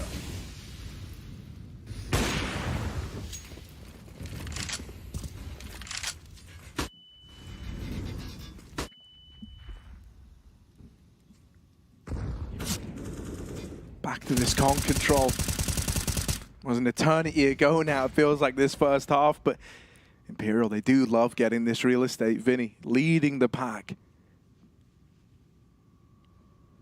Axel's holding for this dastardly duo of him and Shiro that started this game off on such good footing. Responsible for keeping it locked in. Vinny, what is that? Spams him out. Oh my God! Shiro's missed the shot. Vinny's running at him, feeling peak form, peak confidence. And he's doubled up on the open, and now with an AWP in hand as well. Insane. What is going on, Vinny? Wild. Up in the air again. Finally going to get punished. Nafany holds with a double before he's cancelled out by Fer. Fair enough from Nafany. He might have set them up for success. Vinny blundering entries that Cloud9 couldn't contain, but now they've got to stop this site from getting taken. FNX, risky jump up. We've seen it work, though. Gets that stick off. Swinging through the smoke again. Inters right through into the bomb site. FNX on a headshot angle. He has to be crispy. He has to be pristine. Swinging with the smoke. Inters stops him dead in his tracks and bolts with a 1v2. Cannot let them cross on the bomb with that smoke down. They need to trade, and so they shall. Cloud9, map point on Imperial's pick. This has been so stressful for Cloud9, but they might be able to close. One more chance. They didn't get 15 first. They fought for overtime. Now they get to lock the door shut. Man, you really thought that Vinny had done enough here. Like, what is that? And then to run at Shiro, leaping the whole time. But just jumping the gun, thinking the round was won before all was said and done. And that's going to come back to haunt Imperial. A 3v5 that Cloud9 somehow pick up. Deep breaths. More AWPs, more madness. And rather, it was Cloud9 to get 15 first. This is their second chance to close the first map. Couldn't do it last time. Dude, this double aggro's being held. In the smoke, they're not looking. Hobbit checking close corner while his teammate was looking deep, but didn't get saved by that smoke fade. Fallen's ready. Another 5-on-4.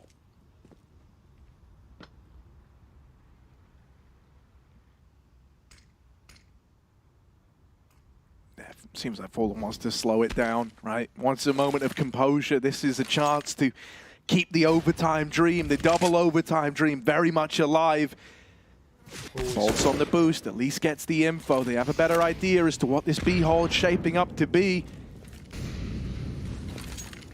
50 seconds and Fallen's come back. Wow. Over at long, Fer just still waiting. Gonna try and activate some super late lurk here, but does run the risk of finding very little impact. Yeah, he could be left alone. Oh, hello, they're coming up to him. This is nice because Cloud9 have a B stack right now. They're triple lower. Shiro's even in just sitting in trunk. He doesn't even have the long info. He doesn't have the short info. If he was jumping dice, he'd be getting all these peaks, but he's scared of Fallen's AWP, picking him dry. Here's the steps now. They're jumping in. Missed shot. They're getting close. Oh, no. Flash is good, and Fer's going to find him from the long side. Cloud9, a 3v5. They won the last one, but this time, there's no turning it around. They're too far removed. Imperial keep the good times rolling in. They just don't know when to stop.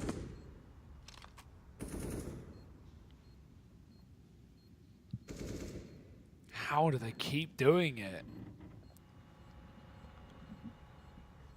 Another flawless round.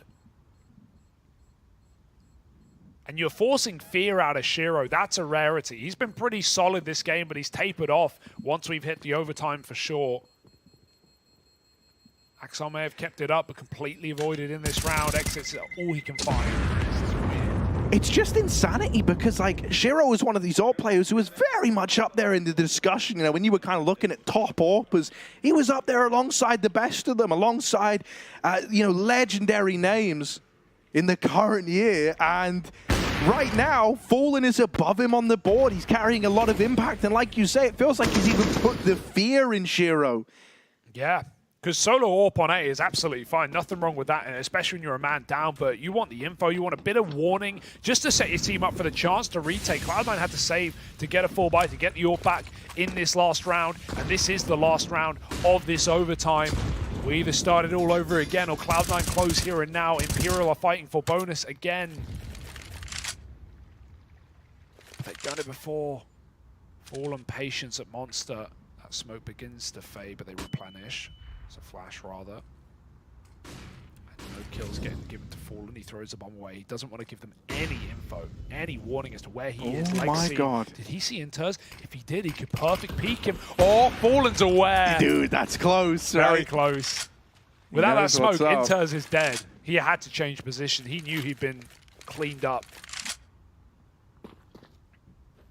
Another boost, but come on. No one's died on these yet, and everyone's tried them.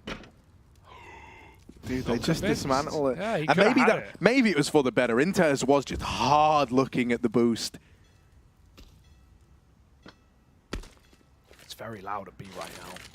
Shiro this time is playing a little bit more information based on that A site, jumping, looking at long. Axel's with him. These have been two of the top performers. Nafany, of course, has had a great game as well, but he's already leaning out of B. This is about to be a double B hold. Nafany can support from heaven. Might be able to throw his flashes from up there. He's just left. But he's left up and dry completely as Imperial with 20 seconds to get ready to go. This is all the conditioning of that first half. These late A commits. That's what Cloud9 think they're running into. In reality, it's this B play. In they come. Inters with one before all said and done. But he is still traded. FNX gonna take it out with a double opener. Nafany dead, falling from the heavens. Shiro and Axel 2 versus 3, trying to stop this one from getting run back again, but they can't find a way in. It's just Axel, 1v3, bomb ticking against him, Imperial set up in the site, and everyone brimming with confidence. They're going to peek in together. Fallen's there to send us into another overtime. Dude, double OT now. Nafany killed Hobbit, Harry. Nafany killed Hobbit. He was waiting back in pit. The second player out of that weak defensive setup. When his teammate goes 1-for-1, he's ready for a repeat.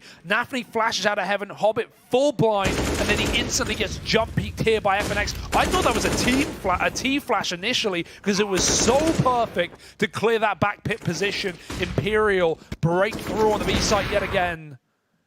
And this game, oh, it's terrifying. No one is safe right now. All over again. First to 22. Welcome back.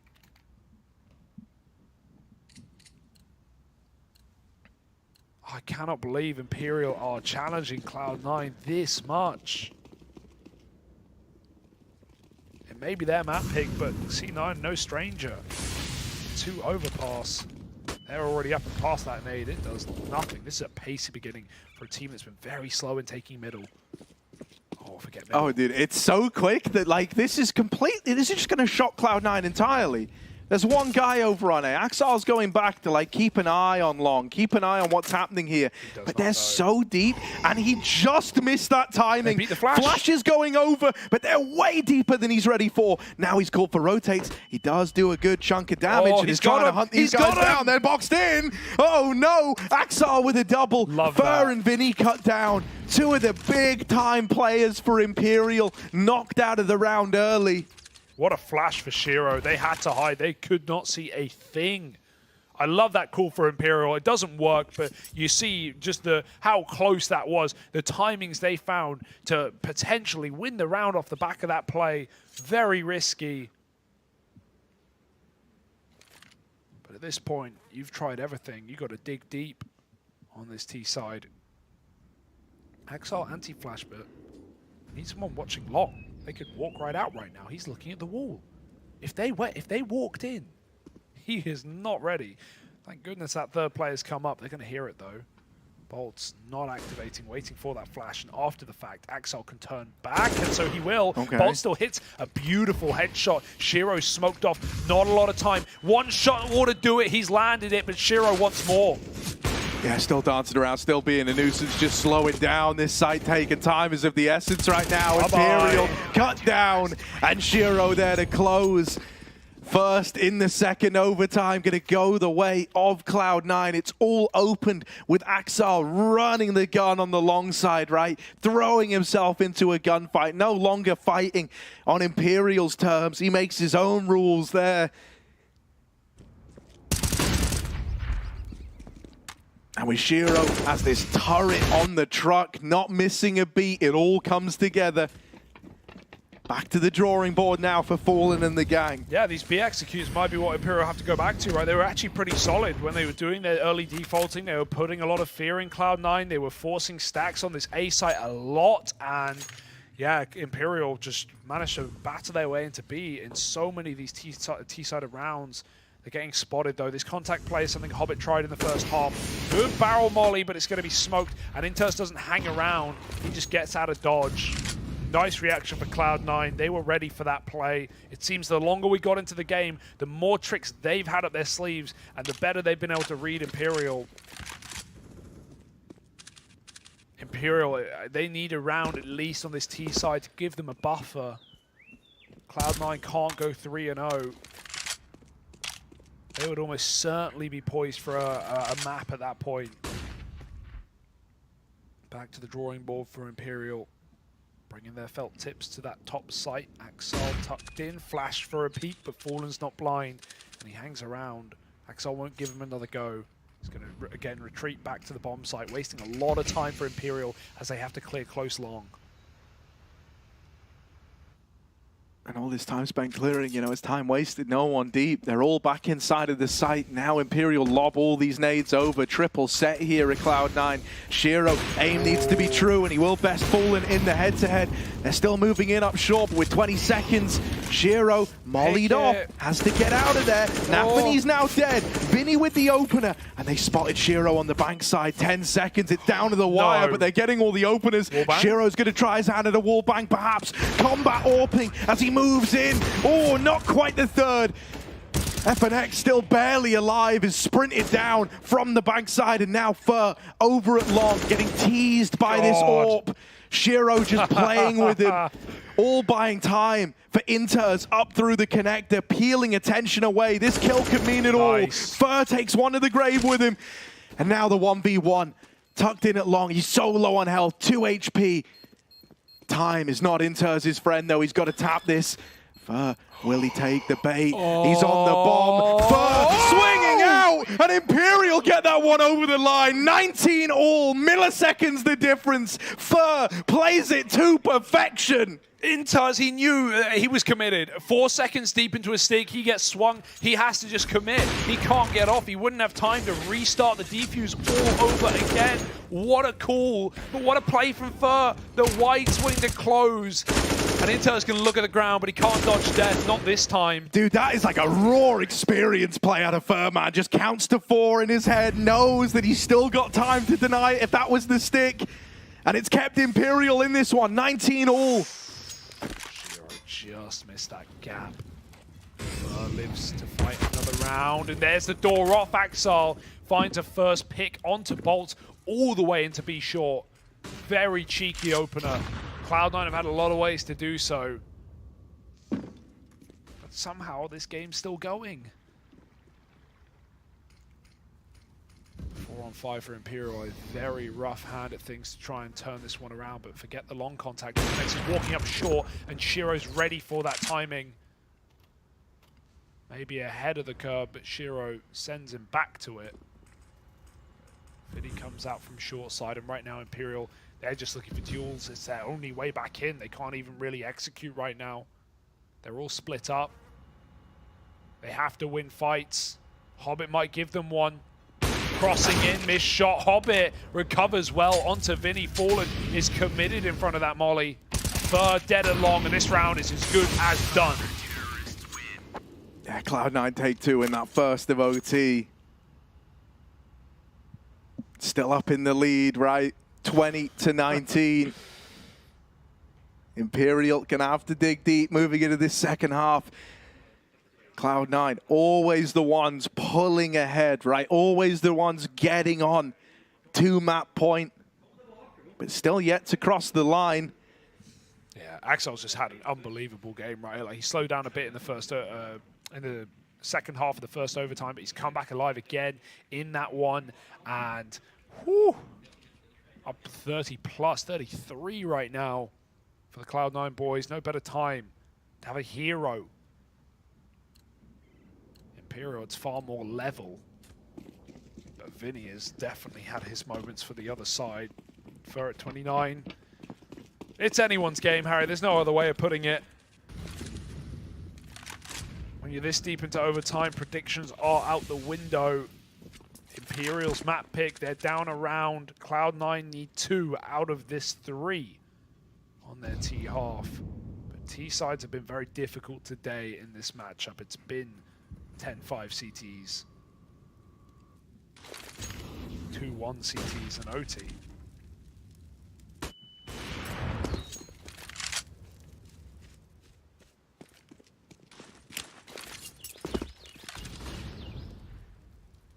All the makings of an A play, but that bomb is still back at T-ramp. Cloud9 have got options open for bringing in a second AWP alongside Fallen. Combat AWPing over on the toilet side of things, and Inters waits with bated breath. Far looks very aware of this possibility. Going to be a real test of the old reaction time, and oh no, he's going wide. That's going to feed Inters that opening kill. Now Rotate's getting scrambled, things get a little bit messy here. Oh. Vinny will win a fight down on the B side of the map. Nafany also out towards short. The rest of Cloud9 are picking up the pace for an A hit. Fallen, missed shot and spammed out. Shiro's gonna put a stop to him. They're rotating away and Nafany comes in with the backstab. Just Vinny left as that A bomb site crumbles and there's nothing he can do. So far away, Cloud9 are up onto map point. Yeah, he's even got mollied on his retreat. His exit route finally opens up, but simply too late to win the round. You don't want to save, but it might be your best bet. It might be your only option. He's trying to get past this AWP. He's at least crept all the way past Hobbit, but Shiro's still got this stairs swing from Bank, and Vinny doesn't have time to go back the other way. Shiro turns his back, and Vinny, there's a bit of a gap, but still assured by Inters in the toilets. You'd like to think Shiro shuts it down. And 21 rounds. They've now got 2 chances to find one. The biggest gap yet that Cloud9 have had to end this map. It's been neck and neck the entire way through. But these guys just, like, even on T sides, it's hilarious how little they respect this utility. On CT, right, they're coming through the dumpster smokes, they're playing abrasive, they're trying to deny bomb plants late in the round. But what was that? Running through that short A smoke with 2 players jumping, and now Cloud9 want to end it with a bang. Yeah, straight in a B, mate. The flash is good. They're all back turned. Bolts with the first. Fallen's going to lend him a helping hand, putting on a show with this AWP, sending Cloud9 packing. They tried to go for the all-in B rush to close it. The full disrespect B play.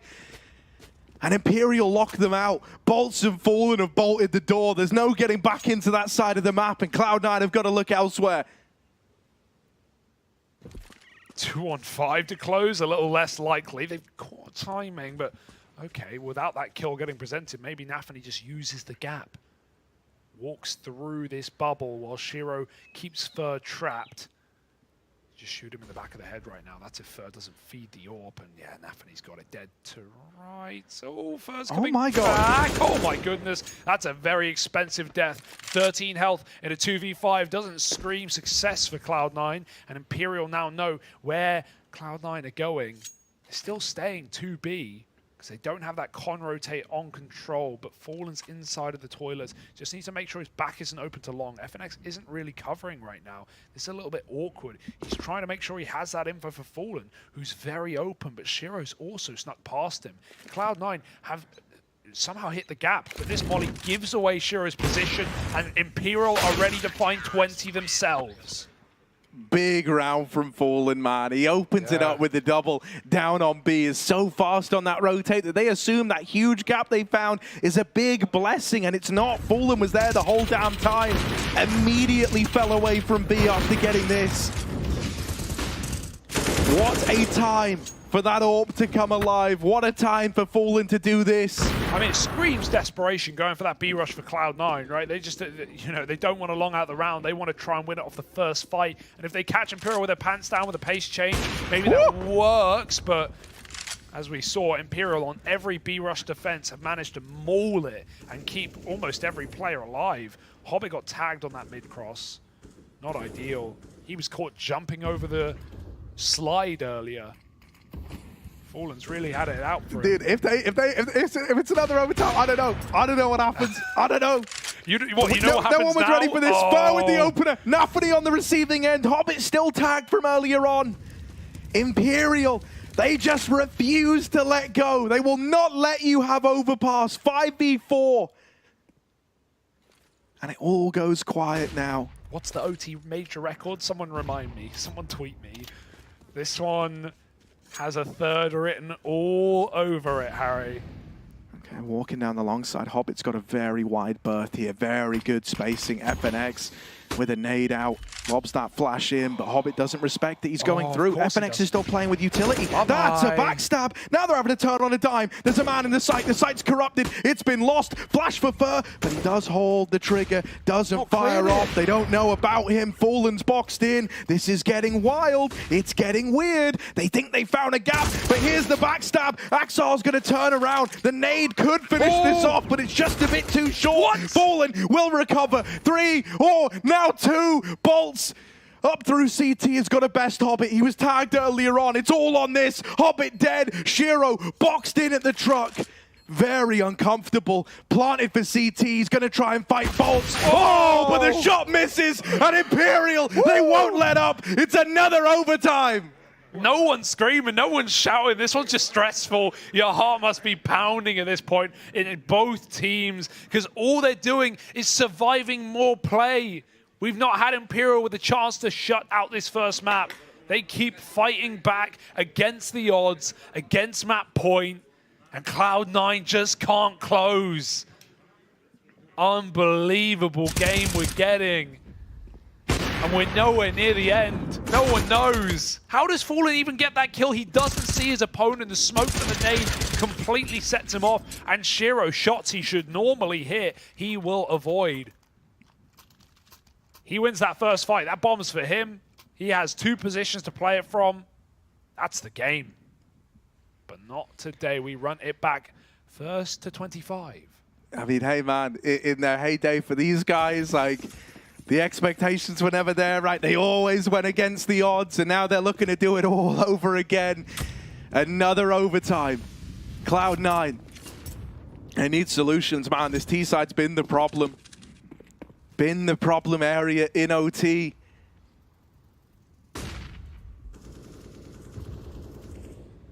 Crawling up connector. Not a position we've seen a lot used by Cloud9's T side, at least. Hasn't really been contested either which way. Got to get their mid play off the back of it. Fallen and Fur double setup at long. Fur's very wide. He's committed, but he does have a bit of cover from the rock here. However, he requires Fallen to hit the shot, and if they throw a very likely flashbang, Fur is left high and dry, so he does back out and watch the A side. This is a massive gap for Imperial, and if Cloud9 contacted, Imperial would have all that info. Well, sorry, Cloud9 would have all that info and flank potential, but they're not going to do so. The reboost back up. Oh my God, Fallen. He really wanted that fight. He really wanted to be involved. Now they drop a smoke and they fall back out of there. There's no trade today, Cloud9. That big gap, that big chasm that was open over towards A has been closed up. Imperial right back in. Boosts on boosts. Gonna try and have Shiro match the success of Fallen's AWP. But nothing's being offered up, nothing's being given freely. You're gonna have to work for this one, Cloud9. The Molly slows them down, and we're operating in the final 20 seconds. Every single second counts. That Molly timing is big. Cloud9 have got to be quick. They've just got to run amok into this site with the long swing. Fur is dead. 8 seconds, the bomb dropped. Fallen's dropped it out in the open. They don't get it. They don't grab it. And that's the round. Imperial steal that one right from under Cloud9's nose. It was in the toilets. Fallen found it without an AWP. And even though Inters trades the kill and swings out like he should, he ran one step too far, forgetting the bomb. And Cloud9 never get the stick. They had just enough time if he was there to trade and grab it. But it was one or the other. And so it leaves them lacking the round. Imperial hands off the keyboard. They win it down in B. And they find the first. Game that keeps on giving right now. That Molly at 20 seconds absolutely screwed the pooch. Oh. And dude, I mean, you know, like not grabbing the bomb there, it's all screaming stress, it's all screaming problems, whereas whenever we look at Imperial, it looks very composed. Like they knew this was destined, this was set to be theirs if they held on long enough, and hold on they have. Just an insane game right now. And Cloud9 probably really regretting that B rush when they had 2 rounds to close on the T side last overtime. Fallen coming to life in this A-bomb site. He has been far more effective on these solo holds than Shiro has on his CT side. There's been no doubt about it. Fallen's multi-killed many more rounds in this position. Double long setup plus the insurance policy of the AWP. Fallen 7 multi-kill rounds, Shiro 8 in the game so far. So at least Shiro's besting him that, but A site losing info now. Yeah, it's a nice smoke. Gonna let this close walk-up occur, and Fallen's got no info on it. I hear him moving around, gonna try and set this off with a flash. Fallen holds his own just up on top of Dumpster. That's so ballsy. He doesn't believe they're peeking him, not for a moment. Just the tag, but second time's the charm. Fur opens up at the long side. A wide berth now for Imperial in this round. 5 on 3. Cloud9 have won moments like this before, but it feels different. Their wins have changed. They need to watch back. Fur's dead. Fur turns on a dime, and that's the round. Cloud9 are out of there. They don't even give it a go. Imperial now streaking them together in this third OT. I love that for Fallen. He takes the shot, but then he completely gives it up. He knows even though Cloud9 may have all that control up short A and maybe in the bomb site, there's a double long setup. There's no way Cloud9 are ready for not 1 but 2 players close long, ready to stop a plant. And even though Fur for a second looks the wrong way, Cloud9 were desperately trying to trade Fallen, and he was disappeared. Fur gets the kill, the forces the save, and Imperial find 2 in a row. They're the ones looking for the flawless half right now. They've never been this far up in an overtime. Favored now, if you'll believe your eyes. Cloud9 waltz in our monster. It's not a full rush. It's early. It's with a flash. But the Fallen's here. Of course he is. Second shot again.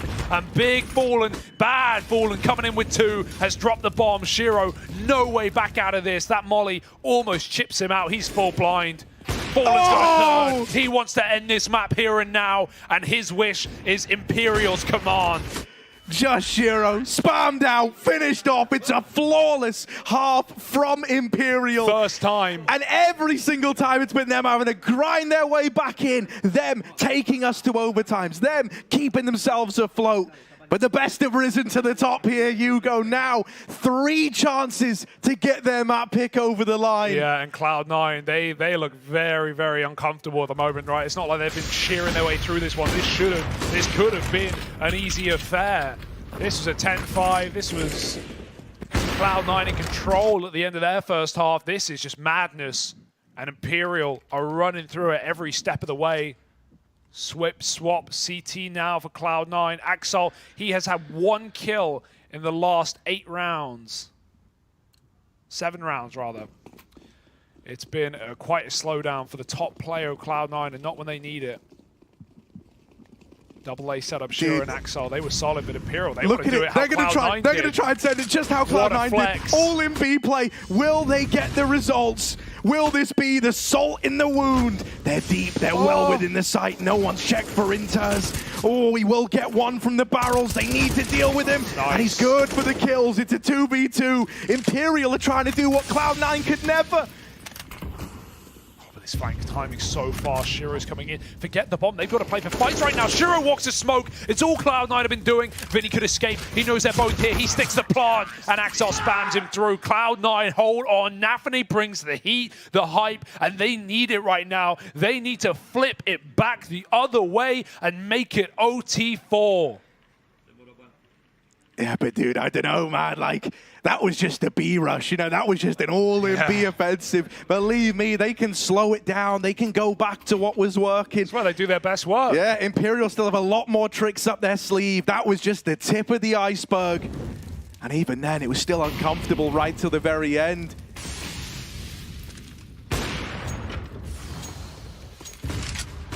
Far better round for Axel there, at least. Vinny's come out through short. They want to boost again.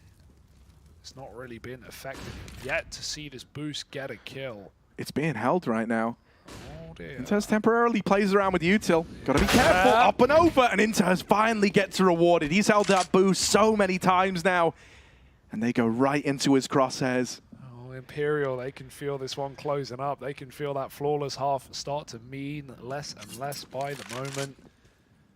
Fallen's going to have to work a pick on this A side. We have a double orb. First double orb I feel like we've seen all game. No one's been running them. Axel posted.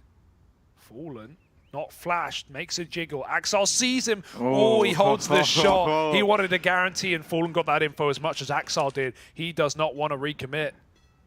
Forcing this second orb back into the top site with 2 CTs in position. Nafany on the truck. Imperial are walking into their own death. They just don't know it yet. Yeah, it's a very heavy stack here, and there's not a lot of time left. You are operating in the final 20 seconds on the back of a long play. That one molly's drawing Nafany away, and they're very passive on everyone else inside of the site. And he's coming Shiro back. needs to hit these. Oh, Axel with a missed shot, but Shiro will pick it up. Doubles down. This AWP delivers. Fallen's never given the chance to trade, and he's out of there. Cloud9 still fighting, and he even dropped Fallen on the retreat. Oh dear, thank God Vinny saves it. They really need the AWP. All right, Fallen's had a monster performance today. Him, Axel, Shiro, top of the server right now, and it's been quite a competitive head-to-head. That's a big round for Shiro, right? Remember when he was getting scared towards the end of regulation and wasn't even really playing that A site and was giving them all the room in the world for Imperial to consistently run these execute setups into A, forcing Cloud9 into retakes? He's not doing that anymore. He multi-kills on top of that site. Into the stack go Imperial, and they come out in pieces. Final pause. Who the hell still has a pause?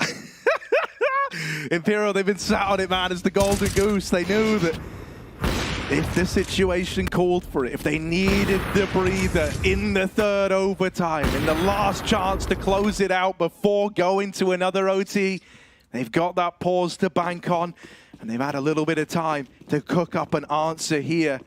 Fallen, a lot of his success in that second OT, I know that's a weird sentence, but it was found just holding on to this monster aggro with this AWP. This time, he wants to lead from the front. Okay. Look at him go with the AWP.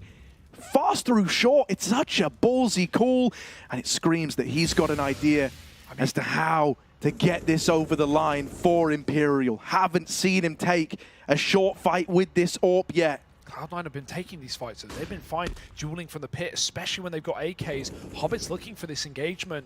Inters has been on barrel almost every round of this CT side. He's finally tucked in close. He's the only man watching Monster right now. That gives a big gap if Imperial were to contact, but they are going to do it through short. Fallen laying out the line for Vinny to go, and in he goes. Oh my, that swing, Wow. it's punished right away. A 4-on-4, Inter's dead. Hobbit tucked in now, down inside of water, needs to put on a show. He's quickly getting wrapped, getting overwhelmed. Bolts is the man to find him. Fur's knocked out in the meantime, a 3v3. Nothing's easy, nothing's certain.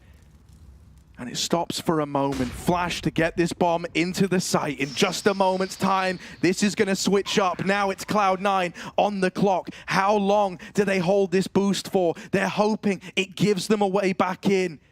But each second spent up here is a second wasted. You can't last forever. They start to move out now on the back of Shiro's flashes. In they come.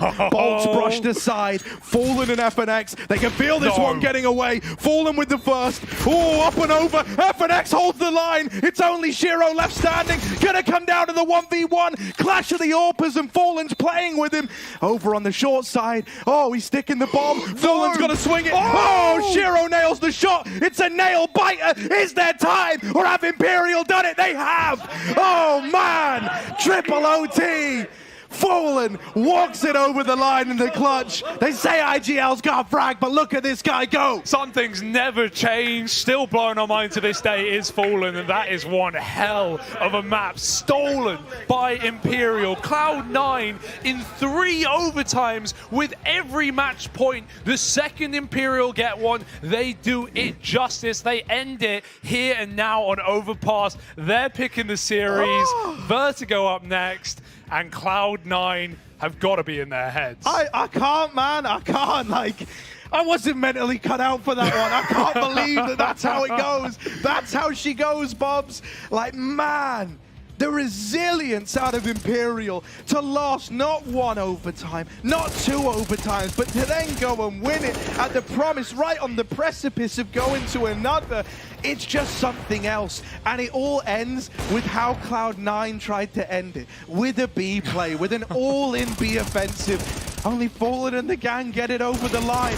I don't know, man. I'm lost for words, Hugo. I really am. I think that's apt. I think that's just right. Like, everyone's doubted this team, and honestly, fair enough, right? This is a team that said they were here for content, Harry. Well, they're putting on a show right now. They are giving us some real content as they managed to not only avoid the 0-3 dream, but now are back up with a map in their pocket against Cloud9. This is a team that many predicted to be a top 4 roster at this entire event.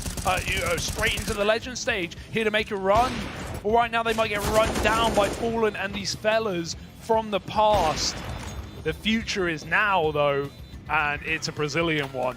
I can't. I can't even begin to imagine how this felt to just, like, oh my God, Hugo, there's so much to talk about because so much has happened. Like, so much Counter-Strike just took place. I don't even know where to begin. Look at Fur up top of the board, man. He had such a phenomenal game. We said coming into it, he's been a rock. But the guy who actually top fragged, the guy who put up the most numbers was Fallen. Like, he had so much impact in this. Yeah. Him and Fur. And then you have, like, this meeting of, like, the new and the old generations of Brazilian Counter-Strike. Vinny having a great game, right? Oh, dude, it's like the stars aligned. Yeah. And Imperial now a map up in this one. And Fallen wins the 1v1 against Shiro to close out the map. You could, script writers, well played. Very well played. You couldn't have done a better job with this opening map of this series. Vertigo is up next, Harry. I don't even care who you think is going to win it. No, predictions don't Get matter. us back in. We're getting I'm out of fine. here. Let's go. 4-win streak for Cloud9 on this map. Let's see if Imperial can break it.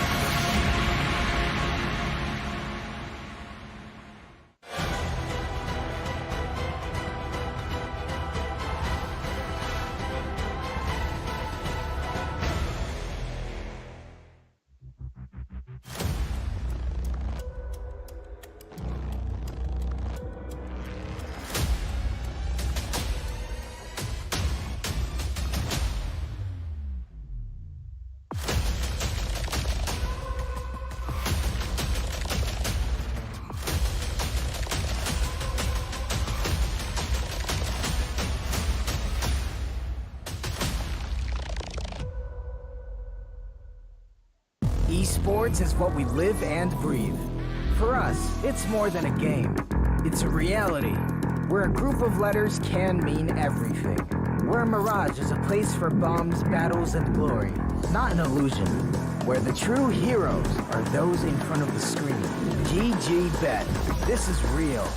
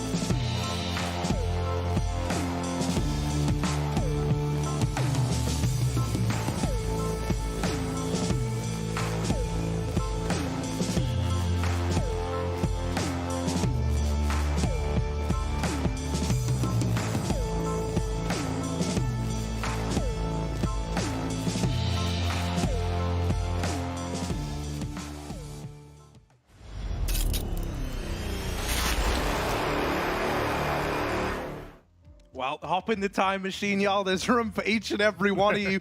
What an incredible opening map.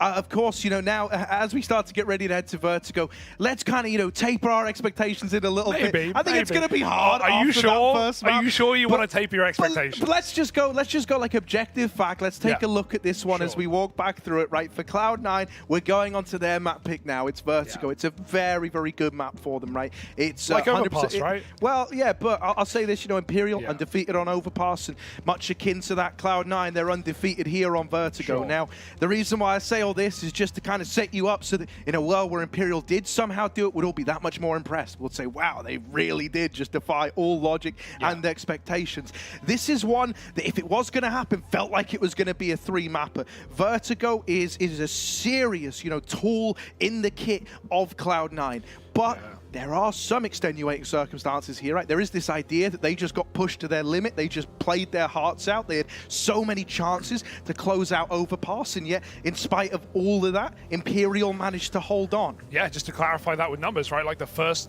you know, they were 15 first, Cloud9. They had the first match point in first overtime and second overtime, and as soon as Imperial then went on a flawless streak in OT3, it took them a couple, but they ended up closing it with their first opportunity to do so. They grabbed it with both hands, and yeah, Fallen really gave Shiro a shaking. That was a banging head-to-head. They were very close in the numbers, but ultimately it's Fallen who wins that 1v1 to end the entire map. I still think if we go Mirage, you know, coming into the series, I thought like, oh yeah, if we go Mirage, oh, C9 will be fine. Like, they love this map. Hobbit on your screen is one of the best A anchors in the world on this map.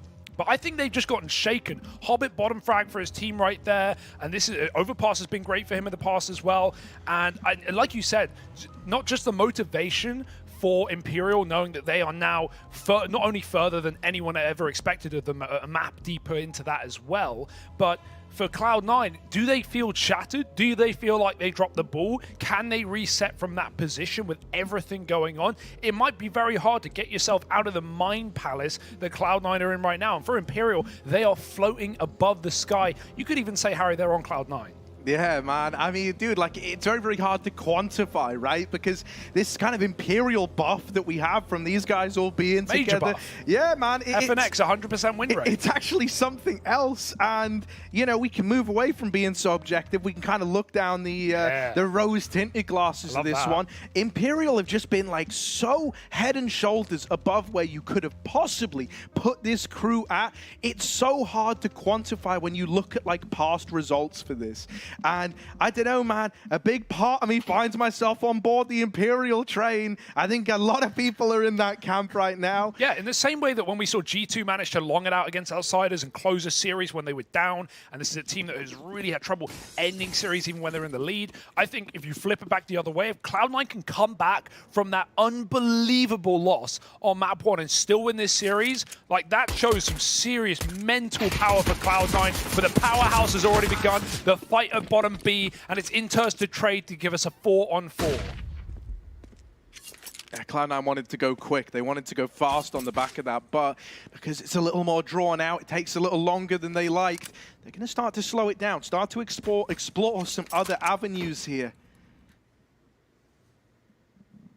Imperial remain firm. They give up middle, they reinforce that B site, and they kind of spread their resources with a real focal point being over here towards B, over in middle. Vinny starts to hear these footsteps now. He's been entrusted with the dual Berettas.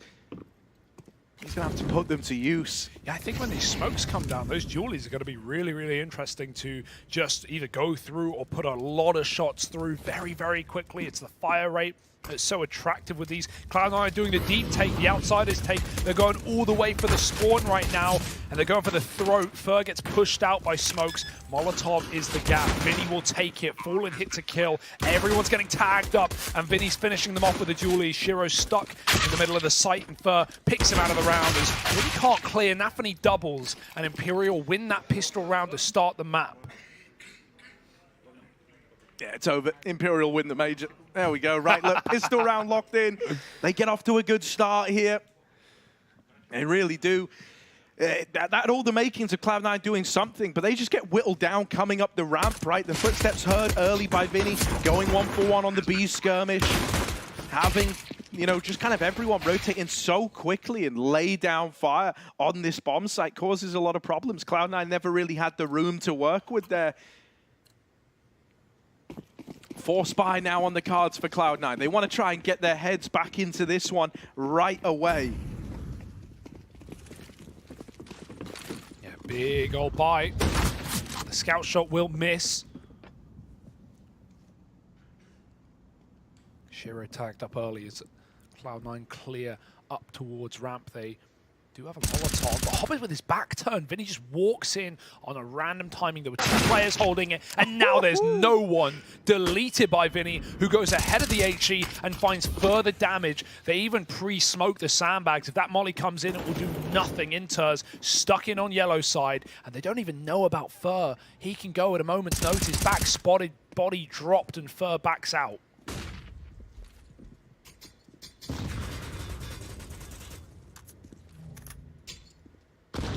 Oh, mate, the nade just to brutalize Inters. Like, there's not any route back into this one.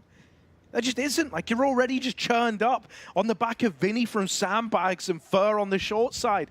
It's just screaming confidence from Imperial, man. Like, they were so down to fight. They were so keen to get involved. Fallen can have a double on his plate right now as Cloud9 are just solely looking forward. They're not even considering the presence of this short man. Oh, they will go back and clear Fallen out. Shiro decides something ain't right.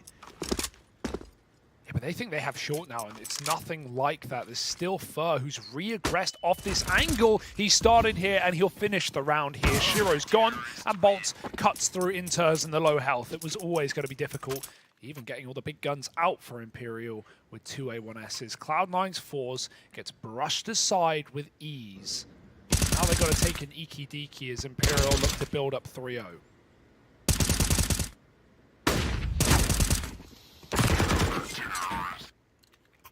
This is super cool, though, right? It's very, very, very neat that you have Vinny here, I think, right? Because Furia were really keen on Vertigo back in the day. It was like one of their go-tos back when he was in the team. So he's going to have a lot of ideas as to little tricks, little things to try and squeak past Cloud9. And with him looking confident early on, that was always one of the things that was missing. Even earlier on in the major was getting like these big games out of Vinny. Bird doesn't know that a Glock's got all the way up short, so it gets a little awkward there, but it should have some normality restored here. Yeah. Oh, that's Team Flash. Fallen can just fight, right? He's got the favored gun. He's got all the health in the world. P250 has to hit the dink. So Fallen's just fine to close this round, you think. There it is. 2 for him. And 1 casualty is not cause for concern. Not yet, at least, as Cloud9 come in with their first rifle round. Full buy with Shiro on the orb. He has second spawn. You can take a B peek with this one, but nothing too special towards that A site, at least. It's not like Fallen has his yet anyway.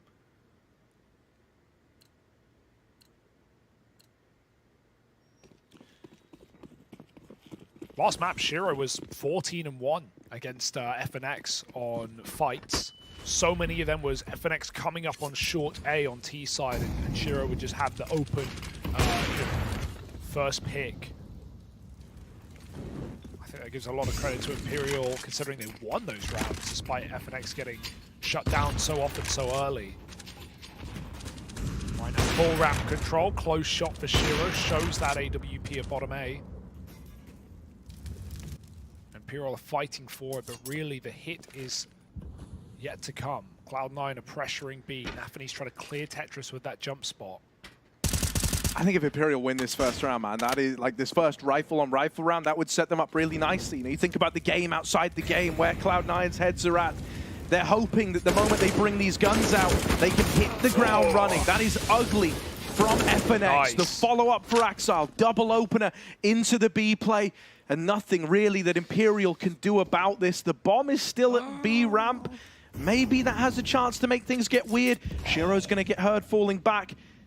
But I think Imperial already have their minds set on the save here. They were never destined to give this one a go. And so Cloud9 do hit the ground running. I like that, they don't go back for it. They just wait for that one man who's on his own to go and secure the bomb. Not like they have to give up the bomb site and risk Imperial coming in early on a retake. Also, if Hobbit swings there in middle, Fallen was still holding on to it for quite a while. Like, there were 2 opportunities for picks there for Imperial, and if you know, they net both of them, suddenly a B retake is on the cards. But this is the right call, saving your weaponry.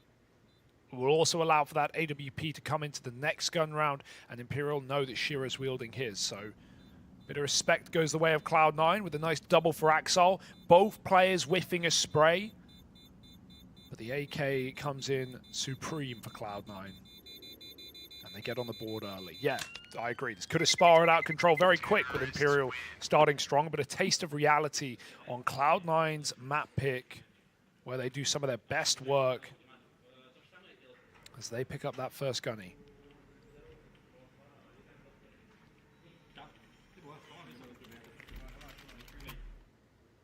This is where things get a little more exciting though, right? I think the Shiro versus Fallen head-to-head was one of the coolest things about Overpass, and we're going to have a chance to explore that early on here in this Vertigo matchup. Fallen bringing that AWP out. Shiro yet to put his to too much use, is leaning down towards the bottom of A. Cloud9 working this B control. FNX getting double naded, lovely nades to try and send them in. But they weren't ready for bolts at default. And nade's going to make FNX real uncomfortable. It feels like they want to bully that position. And it's netted a 4-on-4. Fallen holding middle. Cloud9 now go very, very quiet. I wonder though, if the whole idea here is to try and get Hobbit activated on like a mid lurk, it's gonna depend a lot on the success of these A players moving up through ramp. Imperial clearing mid with 2 players. It's Hobbit, ballsy. he should get traded here, even if he gets his first shot off. Nice tag, Fur finishes the job, and that mid lurker is gone. Now Cloud9 make noise. They activate and they're loud while they do so. Vinny on and off angle, cleared by Inters on 8 health. There's still a couple of Molotovs. They can still place them down on the bomb site to stop a plant. That will delay the short activation, but Axel's already in off the ramp. Gone. That second molly lost to the hands of time. As it goes in, Cloud9 take the site, and Imperial already giving them respect. Save called immediately. Massive kills for Axel and just creeping through, getting around the edge of that smoke. If Imperial played that round a little more standard, tried to play for the bomb plant and deny it with a Molotov, there was definitely a way into retake with utility, with kits, with an AWP, but Cloud9 catch kills, and Imperial will concede again. Yeah, rough one to have sail away from you, man. So much of that just hinging on Vinny and Fur finding success in their 1v1s. And, you know, you can see the kind of degree of comfortability that comes with this map for Cloud9. They don't get as flustered when they're going, you know, men down. They don't get as flustered when those site takes don't go exactly the way they want, when they're slowed by utility. Yeah, even just the idea of going and abusing this Tetris position and getting a pick and walking back. They know that Imperial aren't going to re-aggress after they lose a player here.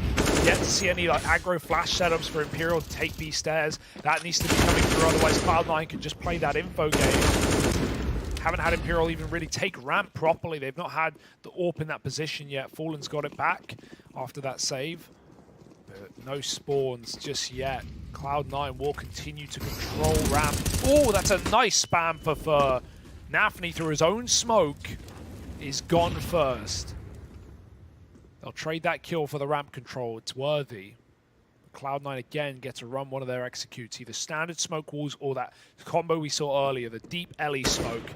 Axel's hunting these kills, just looking to duel. He's feeling very fresh right now after an excellent opening map. Playing it very close on that pillar, with just enough cover from those players on the site. Smokes come down, and Molly pushes Fur out, but he won't escape survive the escape. Vinny gets naded. This util for Cloud9 right now is the creme de la creme. Imperial locked out of this retake, and Axel, man, he's like a real nasty surprise as you look to move in. So dirty. It's taken a long while for this to take shape for Imperial.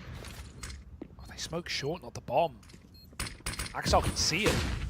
Yeah, he's just waiting patiently. Here's his chance, right? They're going to move in, tap on the bomb. Axar springs the trap, is caught falling, but still delivers. And a missed shot out of Fallen's AWP. Cloud9 tied this game up early on at 3-3. It's a neat little A exec to get them there. They're looking to stumble back to their feet after that long old overpass game. Yeah, definitely seeing the inexperience of Imperial already on this A bomb site, right? And Cloud9 is just abusing it, not knowing when to give up the site and play these retakes. Even though Imperial are getting man advantages, they seem to be giving Cloud9 ways in, whether it was Fur in the middle of the bomb site getting caught by Axel through the smoke a couple of rounds ago, or right there where they don't use the util to even get on the bomb. They just try and cut off one of the many positions that Cloud9 have in the post plants.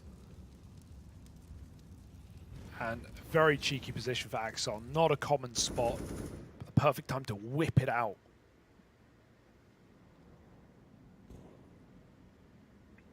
This one should get even cleaner for Cloud9 as they look to build up quite the bank. They check the boost. Nafany's on top of it. 2 entries. The hype man of the squad. Been loud all day, but Vinny shuts him out with a big D. That's a lovely D kill from Vinny. But how much further can he realistically take this, right? He's going to get overwhelmed. They're splitting him from short and ramp, and he's boxed in. Axel gets rid of him. And only FNX left. It's just a matter of time here. Cloud9 up in the lead.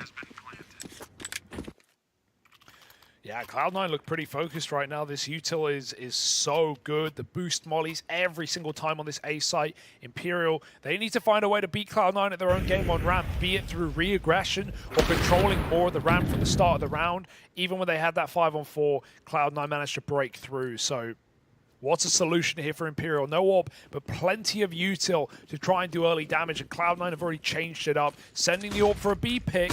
Oh, good flash. Gets Shiro off. FNX now controls the stairs. A little bit more real estate for Imperial to work with.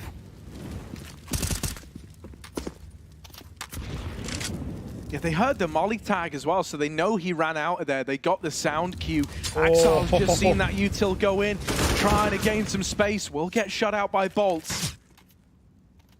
Entirely separate skirmish going on for top ramp of Fur. Yeah, not ready for Nafany, just wide swinging him. Try up mid. Oh, and it's not there to flick. Bolts is ready. Second kill from him. He held B strong, but he can't do it the second time around. Hobbit runs in alone. Cloud9 just roaming in this round, sending each player out on their own fights, feeling the freedom right now on this T side and winning everything. Hobbit pushed all the way up. Smoke shrouded a bit of cover, but Fallen picks the planter. He spams Hobbit. He doesn't hit the shot, though, and Hobbit finds the gap on the fade. FNX 1v2. The nade could kill Nafany, but he's a long way from the danger zone, and Hobbit swaps sides.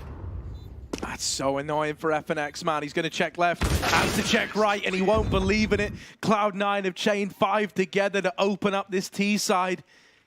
And it's no contest right now. The pistol might have been successful for Imperial, but that's reality crashing down around them as Cloud9 chain together all these rounds in succession.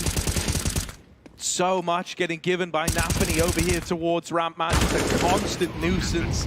And as you say, very loose in that round there. Not afraid to go out and just play individual fights. Go to where's successful. Go to where the going's good. Yeah, if there's one thing we talked about a lot on that first map, it was how they disrespected utility in Cloud9, right? They're just running through smokes on both halves, whether it's coming through monster smokes or even on retake rounds coming in through their own dumpster smokes as well. Like Cloud9 played timings to perfection that last round. Oh, what a spam. Nafany finishes the job. Done a lot of damage with this scout. This could actually set Fur up real nicely, but double swung. And he's knocked out. They might have had 20 HP between them, but he's never to know that. And this A bomb site now compromised. Oh, this round is so quick for Cloud9. Definitely can see a mindset shift. I wondered if they'd be a little bit rattled after losing Overpass the way they did, with more ample opportunity to end it than Imperial ever had. But they're focused back in, and they've got another bomb plant. No one here to deny it. Bolts has to just hang around for exits, try and get an upgrade. FNX should save. There's no way in winning this round, even with the low players. Cloud9 can re-smoke. Right now, guns in hand. That realization setting in for Imperial. This one is a bridge too far. Cloud9 have already even left.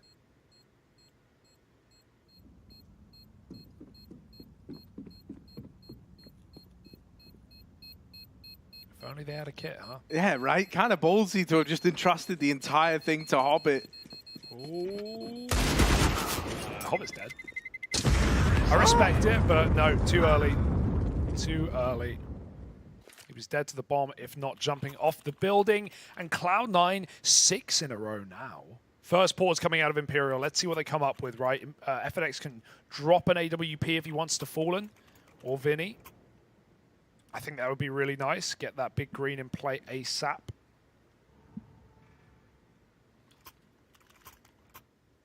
Fallen's got second spawn as well for A.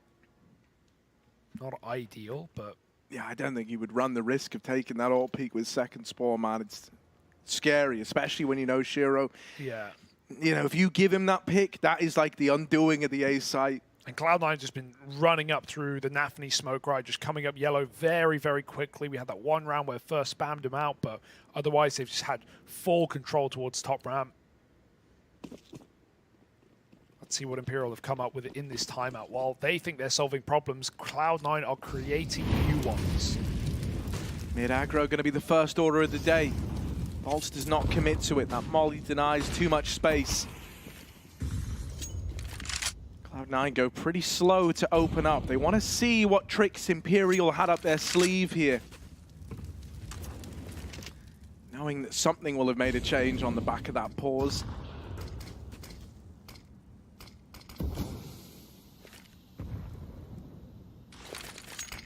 Oh, Vinny smoke didn't go to plan there, but maybe it gives him a bit of hope, a bit of help. Fell in through the ground. Nafni not up yellow yet. Mollied out Tetris. I think Imperial probably a bit scared of playing it with some of the double nade molly combos we've already seen. Ooh, Vinny. That smoke thrown by his teammate gives Nafni a bit of cover to hide behind. They have no idea, and Shiro's picked him from the bottom side. Up close, Fur is aware of Nafni's close position, able to trade. Molly in. Shiro's got to choose. Which way does he go? Back instead. Keeping that 4-on-4. This is the first slower round for Cloud9, where they're giving Imperial a bit of respect. Burning out all their util, though. If Cloud9 ever get a plant in this round, retake is going to be almost impossible.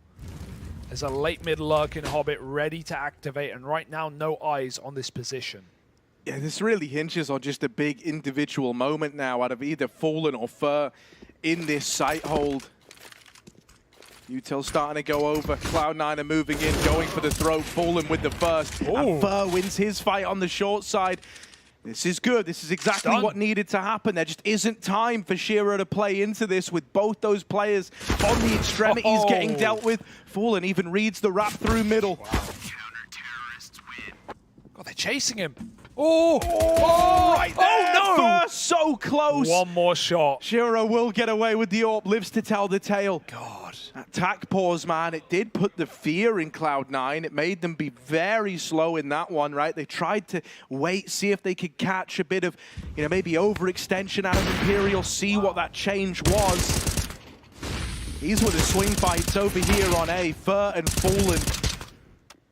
Double kills apiece, and that sets them up nicely. All right, now I think Cloud9 are going to go fast again. Yeah, they try and give a bit of respect away of Imperial. Now they're back to aggressive ways. Vinny through the smoke, and Nafni was right below yet again. And he's given us the 5-on-4. Fallen re-aggressing short. With that smoke down, even if he mollies, Nafni's up and past it already. Oh, he's in the molly. Nafni finds him in the corner. No cover for Fallen. 5-on-3 now. These rounds are very difficult to recover on Vertigo. First close on short, but he's going to get cornered. Trapped in, gets 2. All you can ask of him there, but by this point, his team have all fallen short, and FNX is stuck alone on that B bomb site. He was the quieter guy in the first map, and being a B anchor right now with what Cloud9 are throwing at Imperial is not going to help him perform any better. Yeah, I think Vinny was really expecting that after repelling one of these A plays, they were going to get given more respect over towards ramp. He needs to taper off this short aggro, man. You know, you're not inferior anymore. You don't have some of these guys helping you out that you would normally have. Imperial do like to take more of a, you know, passive line towards ramp. And so that run through the smoke just feeds the beast, lets them pick up the pace to the A play. So Cloud9, the response is immediate. They're on to a 7th, and with that, you know, the money kind of gets called into question here at a bare minimum. FNX is flushed with cash, so he can drop guns over.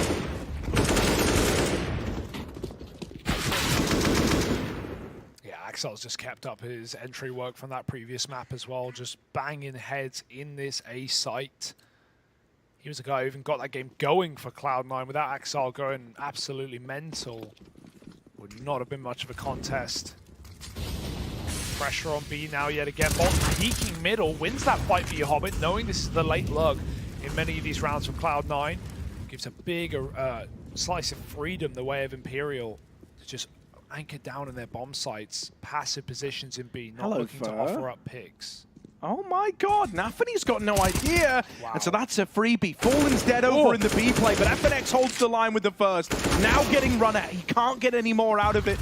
But a 3v2. Nice nade. Shiro brought down a half health. Bolts is just waiting for his teammates to move in and help him out. Shiro's trying to take space away, but with 2 players here, the trade could come through.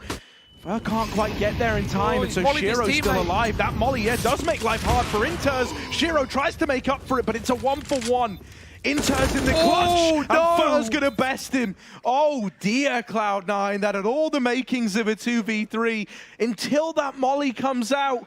It forces a swing out of Inters. It forces Shiro into a fight he didn't want to take as well. Both of them get forced into the open. Yeah, he feels that one. That one's got to hurt as well, right? He didn't want to peek to throw the molly. He knew there was a second player there, but at the same time, just staying gun out, scoped up, might have been his best bet if that was the alternative.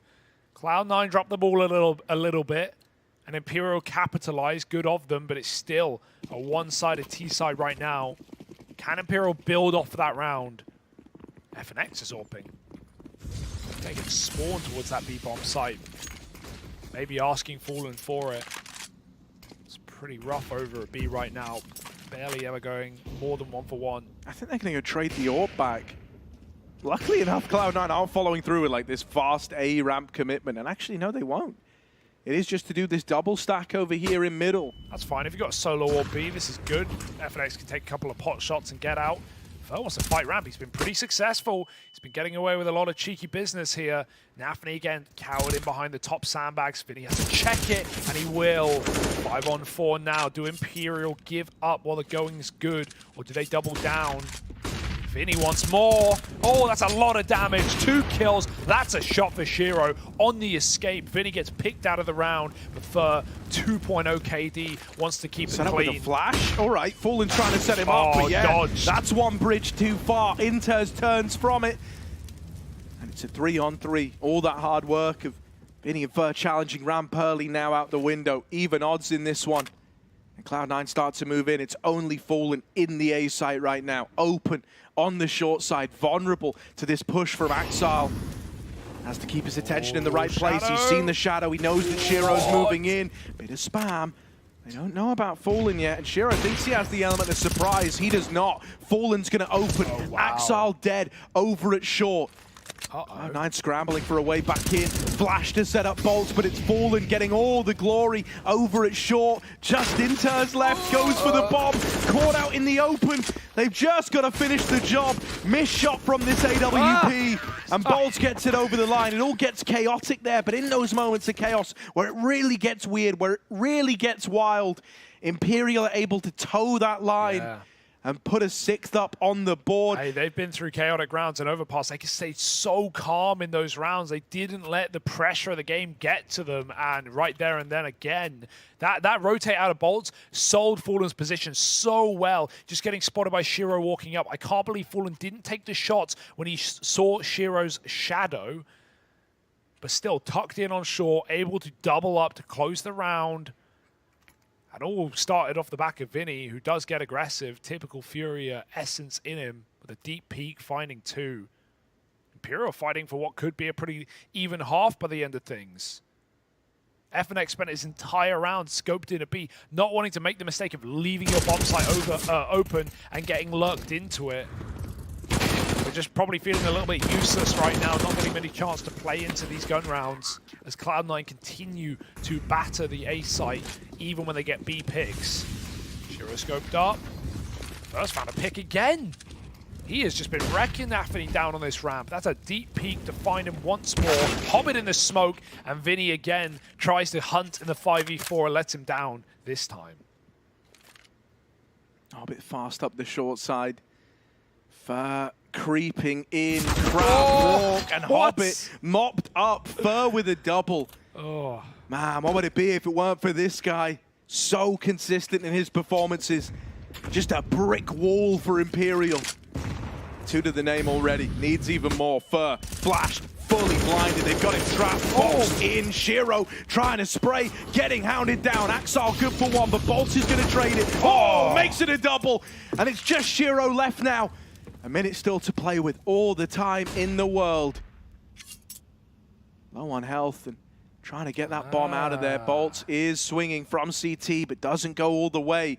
So Shiro will elude capture. Right now, Imperial, they think they've got that bomb. They think that's their golden ticket. The AWP now retrieved by Shiro in the clutch. He's armed himself with his weapon of choice. And he's been given the room to play this one out. If Imperial make the read, they've got the nade to stop the plant. That's what Shiro's going to have to go for right away. We have not seen a single late recommit back into B in a clutch yet for Cloud9. They have just started on B, ended on A. Shiro's going to get that stick. Bolts without the nade. It's on FNX. Now they've made the realization. They've got to go. Hello?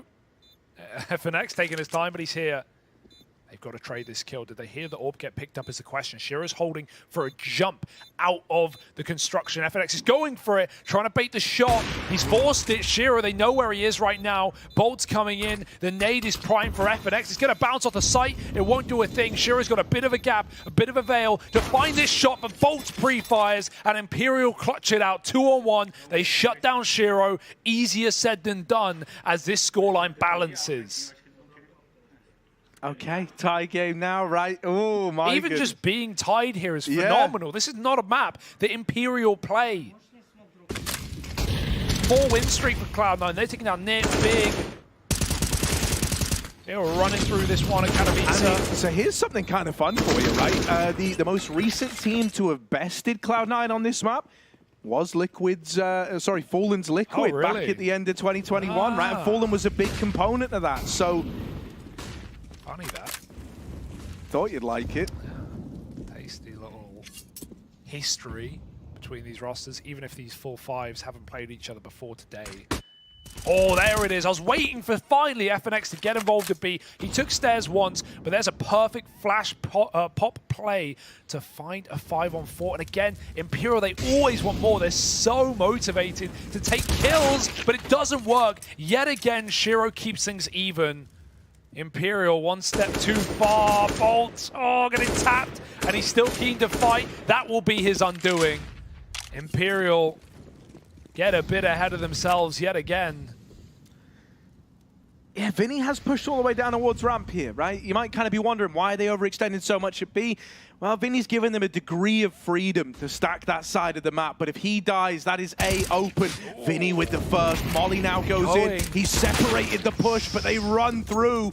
Dealing with the ramp man. The rotates are here. Util for Fur could be used to delay this plant.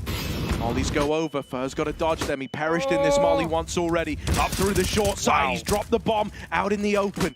Now that Util becomes paramount. It's a 2v2 for Fur and Fallen. Nade sails past. Doesn't find the impact it was hoping for. Hobbit playing around the rafter. That Molly going to heat things up for Axel. He's trapped. He's burning in. It's swinging wide. Fallen now dead. Fur in the clutch. But is he ready for Hobbit, who's getting grimy with it? Playing around the pillar. And there's the tap to close. Cloud9, 8-7 at the half. It's a one-round advantage moving in to their CT side. Yeah, but that was really a great T side for Cloud9. Imperial had a couple of clutchy rounds to keep it going. Fallen and Fur on the A site were the guys to look towards, but I don't know if Imperial will have as much metal in their pocket to pull back an 8-round T side of their own. 9 rounds rather, and shut out this game. Might have to be a triple overtime or something. Some very disrespectful rounds out of Cloud9, knowing they are the better team on this map, even if Imperial have taken them the distance here tonight. Very interested to see what Imperial have in store in this pistol, because look at the sheer amount of utility. 3 smokes, a Molotov, 2 flashes, 2 HEs. HEs are great for someone like Sandbags or Boost. You can blow Cloud9 out of a round. But will Cloud9 let them take these fights? 4 on A, they're here to fight. It's just going to be a brawl for this ramp control. Cloud9 trying to get stuck in. Bird's already deep. Ooh. That's clean. Lovely tap. And now a molly at the sandbag. Shiro's got to smoke it. Nafany with the reply, with the equalizer. Now it gets awkward. Imperial, they grind to a bit of a halt. They feign that they're falling back, hoping that Cloud9 will concede a man away from this A-site hold.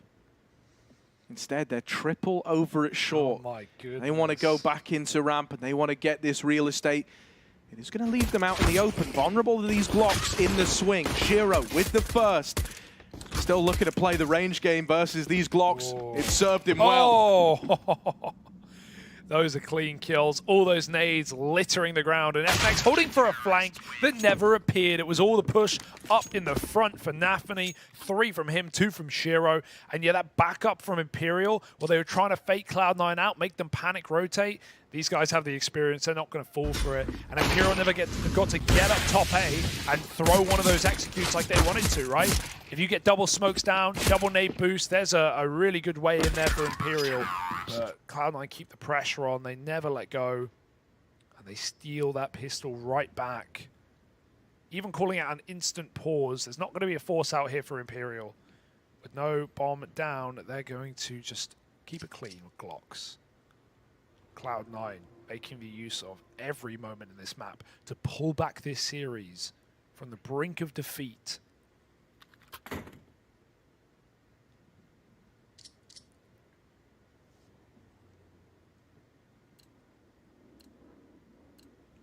Follow eco here, man. Imperial, they loved going for these buys as fast and as quick as they can get them. Does mean that this one probably just sails past you. Now in a mid, but Hobbit's waiting here.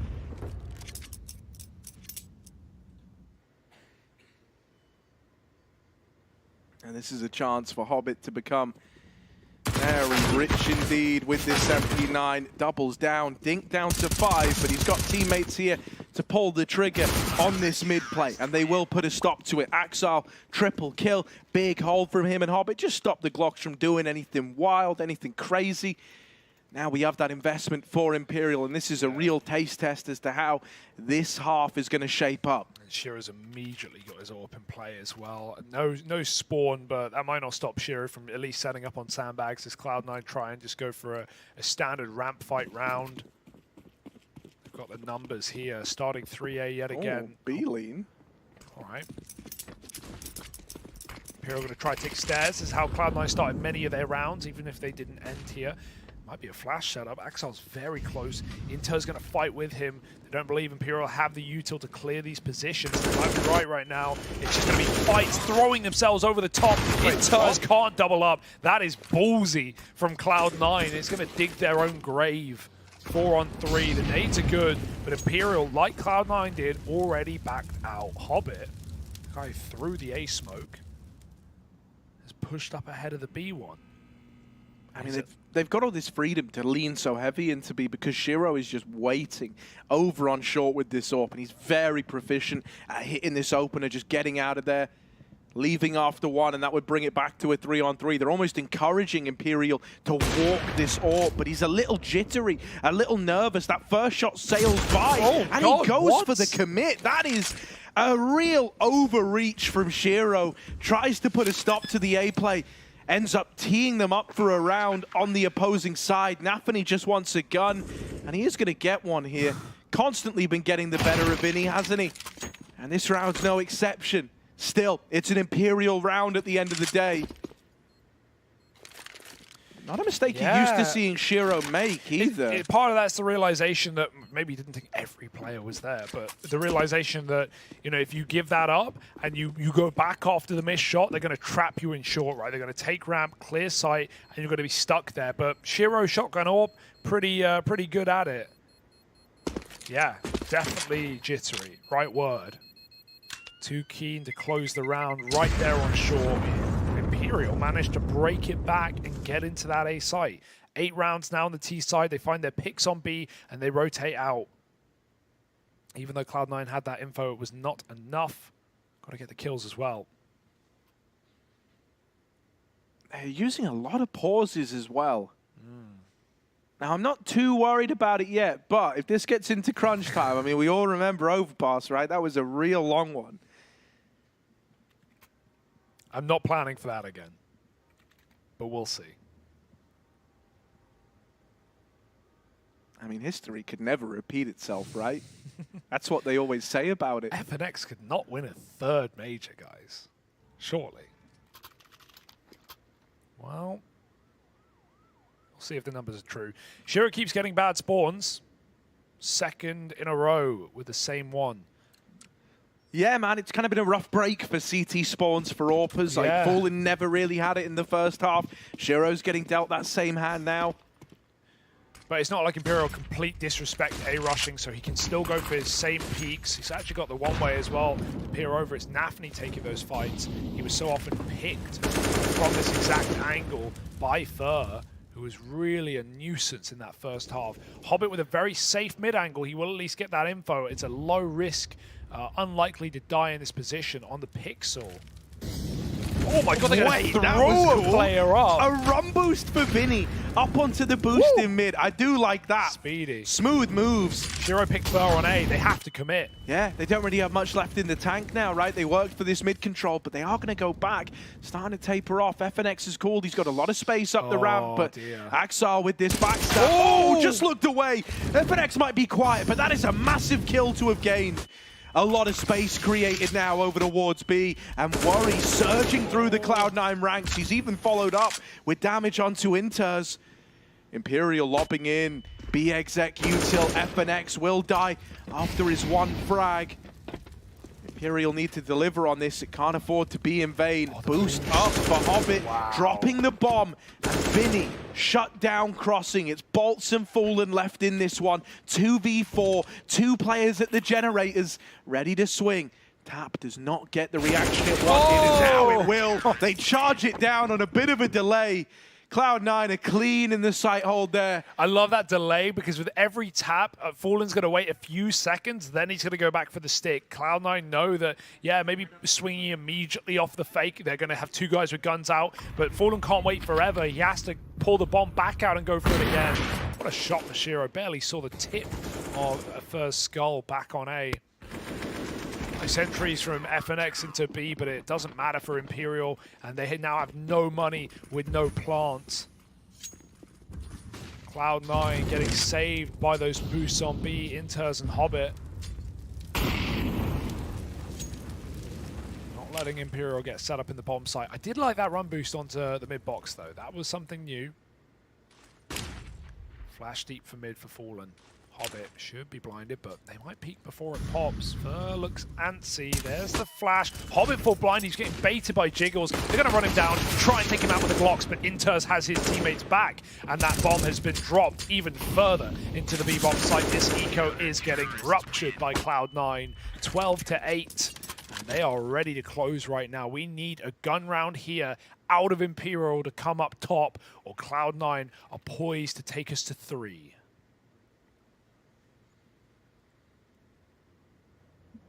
They're trying to take us the distance, right? And Imperial aren't really ones to cave under the pressure. But they are getting outmatched. Pressure playing no part in it. Just a sheer outclassing thus far. Imperial going to try and find results over here on the A side. Shiro taking a swing, committed because of that molly. And the tag was so... Oh my god, the smoke just fell through the tiniest of gaps. Didn't put out the Molotov, and so he burns. I don't believe it. That is heartbreaking for Shiro. Huge for Imperial, mate. You've got to capitalize on this, because that is not going to happen again. Yeah, they got a lot of space. But Sandbag's position late in the round with full util for Nafany, not something they had to deal with. Hobbit this off angle. It's been good to him, but he's re-aggressing to grab the orb. Hobbit knife out. Hello! Fur. He's going to peek it. What in God's name am I watching? That is a very scary one. Nafany's got to drop his smoke. They now know he's here. That wasn't thrown from anywhere else. They won't even capitalize upon it. They know they have him locked in a gray screen in the mist. That nade actually blows the orb to Inters. If Hobbit was here, he'd grab it. Will you? Nafany re-aggressing, catches Fur late on the ramp, but now they need this trade. Fallen scoped up, and he does get it, but is it too late? 2v2, 30 seconds. His teammate's holding the B stairs, but he's got it completely for free. Okay, Fallen could get caught from the short repeat, but he's just going to get away, just going to get around the corner. And he was just looking down the line, looking at FNX's monitor there, trying to get an idea as to what it looks like at B. FNX has got all this room. The route to the plant is right there. Now they just need to deliver on this 2v2. Both players for Cloud9 flanking currently. Yeah, such an experienced play. They're going to be here way ahead of whatever timing Imperial possibly are conceiving. Fallen goes back, though. He's going to get that contact.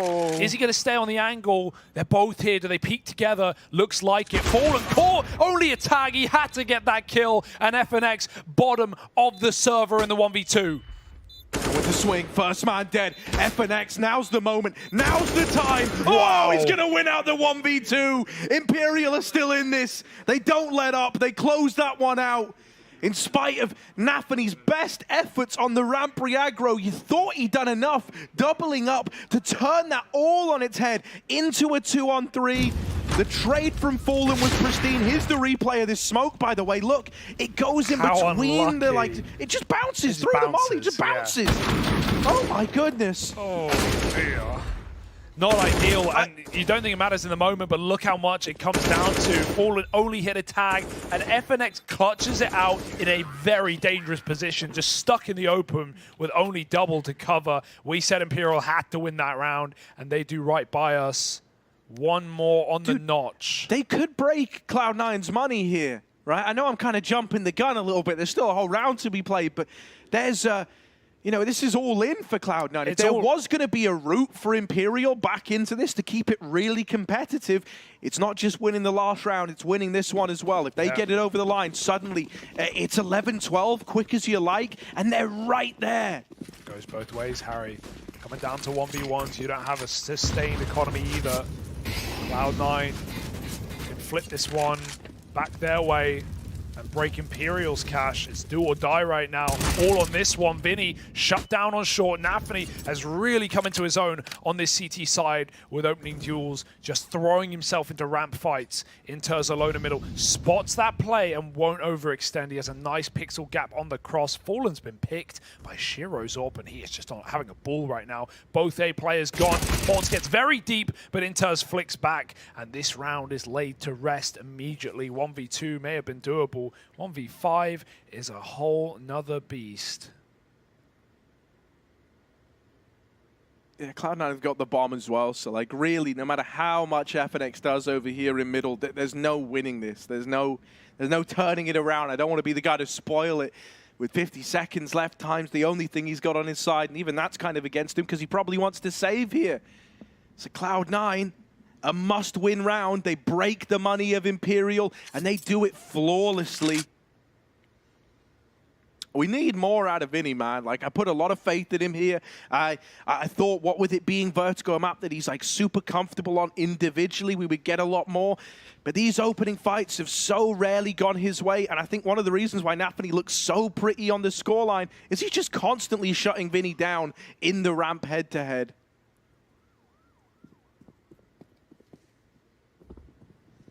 Yeah, it's not even really been comparable, right? When Cloud9 have wanted a ramp on the T side, they got it. Oh, dear. Next, needs his kill. He can't die after time. That would be insult to injury. And Inters trying to make it so he's done it after the clock expires. No loss bonus, no weaponry, nothing. Cloud9, this is their game right now. There should be no way back in. Imperial have to eco and play with their backs up against the wall at 14-9. But yeah, Cloud9 have been, you know, this is the difference maker, right? Imperial don't really have the depth on that A ramp. They don't know how to stop Cloud9. They can't force respect out of these aggressive peaks. Cloud9 are dropping one ways. It's just getting messy. Imperial dueling out middle. I haven't found any picks from this position. Now could be a time. Inters is wiggling. Hobbit has that far right boost denied, and now you know there's more around the corner. Molly, you got to swing left or right. You got to commit, or you got to die. Fallen will. Hobbit's found that headshot, and one by one they trickle to their demise. The util's just been paramount in this round, man. Like, especially first half as well. Dude, everyone was almost dead before they even got out of middle. Like, there's not really much else to it here. You're going to struggle to find anything versus Cloud9 in the mid area. They get locked out. Think about it this way, even on the T side, like how we were talking about the util for Cloud9 because they were running amazing A executor, and Axel was getting into really ratty positions in post plants, Hobbit as well, up on those pillars. But we haven't actually seen Imperial A execute. Remember the pistol where they brought up 3 sets of util? They got a 1-for-1 and then they walked back on ramp, tried to re-aggress, and they just got dueled by Shiro and Nafany. They never ran their exec. It hasn't changed since that point. Never have Imperial garnered enough respect to have top ramp and throw an exec, so maybe pace change is the answer. Yeah, Fallen's going to get the opener, and it's a big scalp to find, man. Axel removed from the round. That's one of the top performers right now, knocked out of the equation. Take one place, you lose another. Nafany is all the way down bottom A. I mean, he's just been a constant nuisance, right? Always in the back of your mind. He's doing something over here at ramp, whether it's getting picks, getting info. He's delivered it all. This round, it's going to be the latter, right? He has that knowledge that this is not the A play. So look at this mini-map. Look at what it's doing. Cloud9 drawing a lot of bodies over towards B. They are a little paranoid about mid. Right? There's been a big hole here for a long while now, and maybe someone could have exploited it. That's what they're a little concerned about, and it's that fear just eating away at the back of them. I hope they just clear it at some point, just to alleviate that worry. And Nafany's about to do that now. Man, the info this guy's been getting is so important. Like, now it's just a big sigh of relief. Nafany not only had the info that A ramp was clear, now he knows mid's empty. And so these B players can full focus on defending a ramp exec. There's more util, but they've thrown in deep mollies. They haven't cleared close yet. And this re-aggression for Hobbit, supplemented by Inters, is perfect. Mollies go in, they jump check it. That's a nice shot for FNX. Inters is still here. The back turn gives him a double. There's more where that came from. Inters mauls Imperial up in this B site. They dodge the flash, but they can't dodge death. Nafany delivers it out in spades, and Furkan clutch today. 15 rounds for Cloud9, and this is far better from them on the second map of this series. More what we wanted from this squad. It looks like Mirage is an inevitability in the BO3, and I think that's where things really do level out. One where Imperial have far more experience, because right now they're running out of ideas.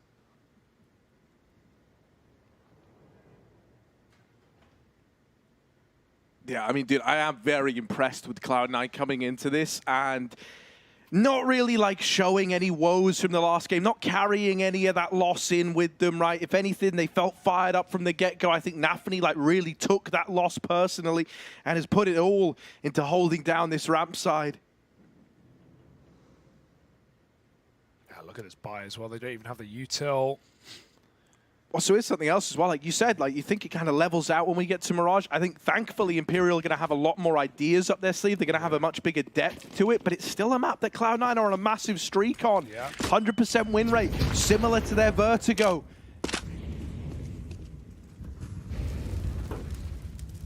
Imperial set themselves towards B early. Dude, I think it speaks volumes as to how oppressive Shiro's been with this AWP in the second half, like tying it in to the idea that we haven't seen an A execute since they tried going there in the pistol. It just feels off limits. Like, you've got to run into Nafany, and if he doesn't wreck you, Shiro will.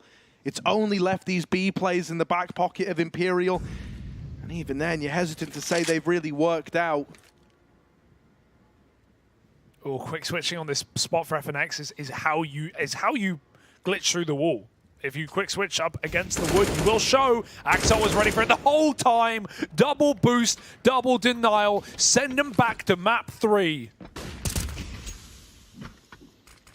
Yeah, it's still grinded to a very ugly halt. Like, at this point, with the bomb out in the open, there's Hobbit with the closer. Big triple. He takes to a third map. We're going to Mirage. It's all settled there.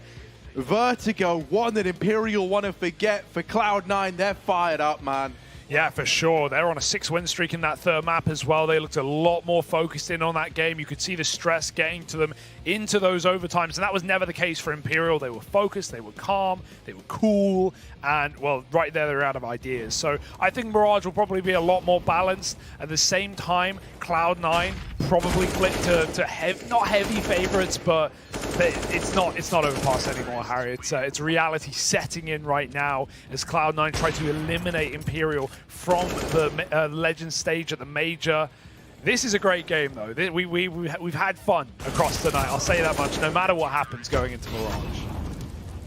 Yeah, I mean, you know, it's easy to say that for us, man, but think about the people in the server. Like, dude, this is all or nothing now in a third map decider, going the distance, and with Cloud9 having a stellar return to form, guys like Nafany and Shiro really flexing, no longer having Axile have to be this like lights out star. There's a lot more open to this Cloud9 squad, right? Hobbit even kind of sails under the radar, really. Like, we're talking about all these other pieces. Hobbit was involved in a hell of a lot of these fights. It was him in that last round who triples up. T-side, he was a real nuisance as well. And mid was just off limits because Hobbit is a real safe pair of hands there, you know? Like, you never had a round where you would get caught overextending or, you know, kind of give away a frag that has no business going the way of the opponents. In spite of all the tricks Imperial tried to pull in, they had nades from mid, they had the little nifty kind of run boost up onto the boost box. None of it surprised Hobbit. I'll give you some good signs for Imperial, at least, or for the longevity of this series in the third map, right? We didn't really have any AWPing fights there for Fallen. There was nothing. Spawns weren't there. Ramp fights were all Shiros on both halves, T-side, CT sides. I think we're going to get a lot more options out of Fallen on Mirage. Far more comfortable map. Also, those T-sides, which we were really let down by for Imperial in that second map, but not the case across the other games they played in this tournament. The T-side of Mirage, they actually have really good mid-rounding. Of course, it's a classic. It's nothing new for Fallen and Fur and FNX, but I think we're going to get a lot better mid-rounding from the T-side for Imperial. I think we're going to have a lot more AWPing coming through. Wasn't really an option in that map. Money didn't really lean into it either. So hopefully, a hyper-competitive third map, maybe an overtime or 3, but regardless, this is it. This is elimination. This is the last chance for one of these two teams, and we're going to have to wait to see who can long it out.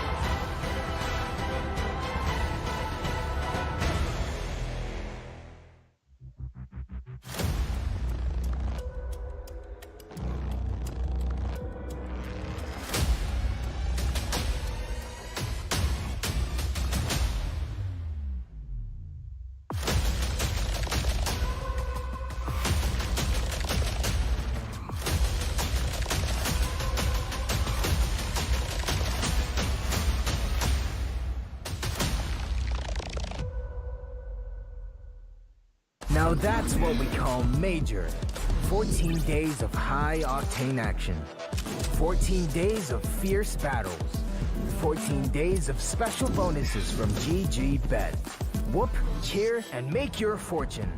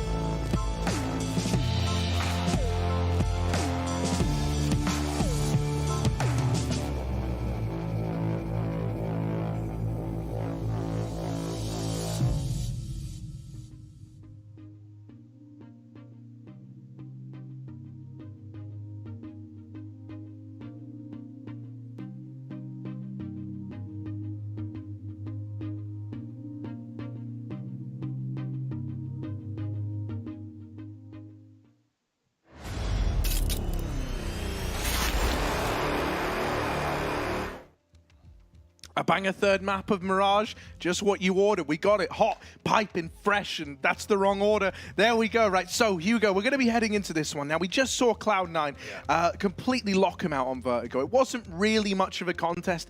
I know Imperial were able to put some rounds up on the board there, but ultimately it really was a Cloud9 showing for the most part.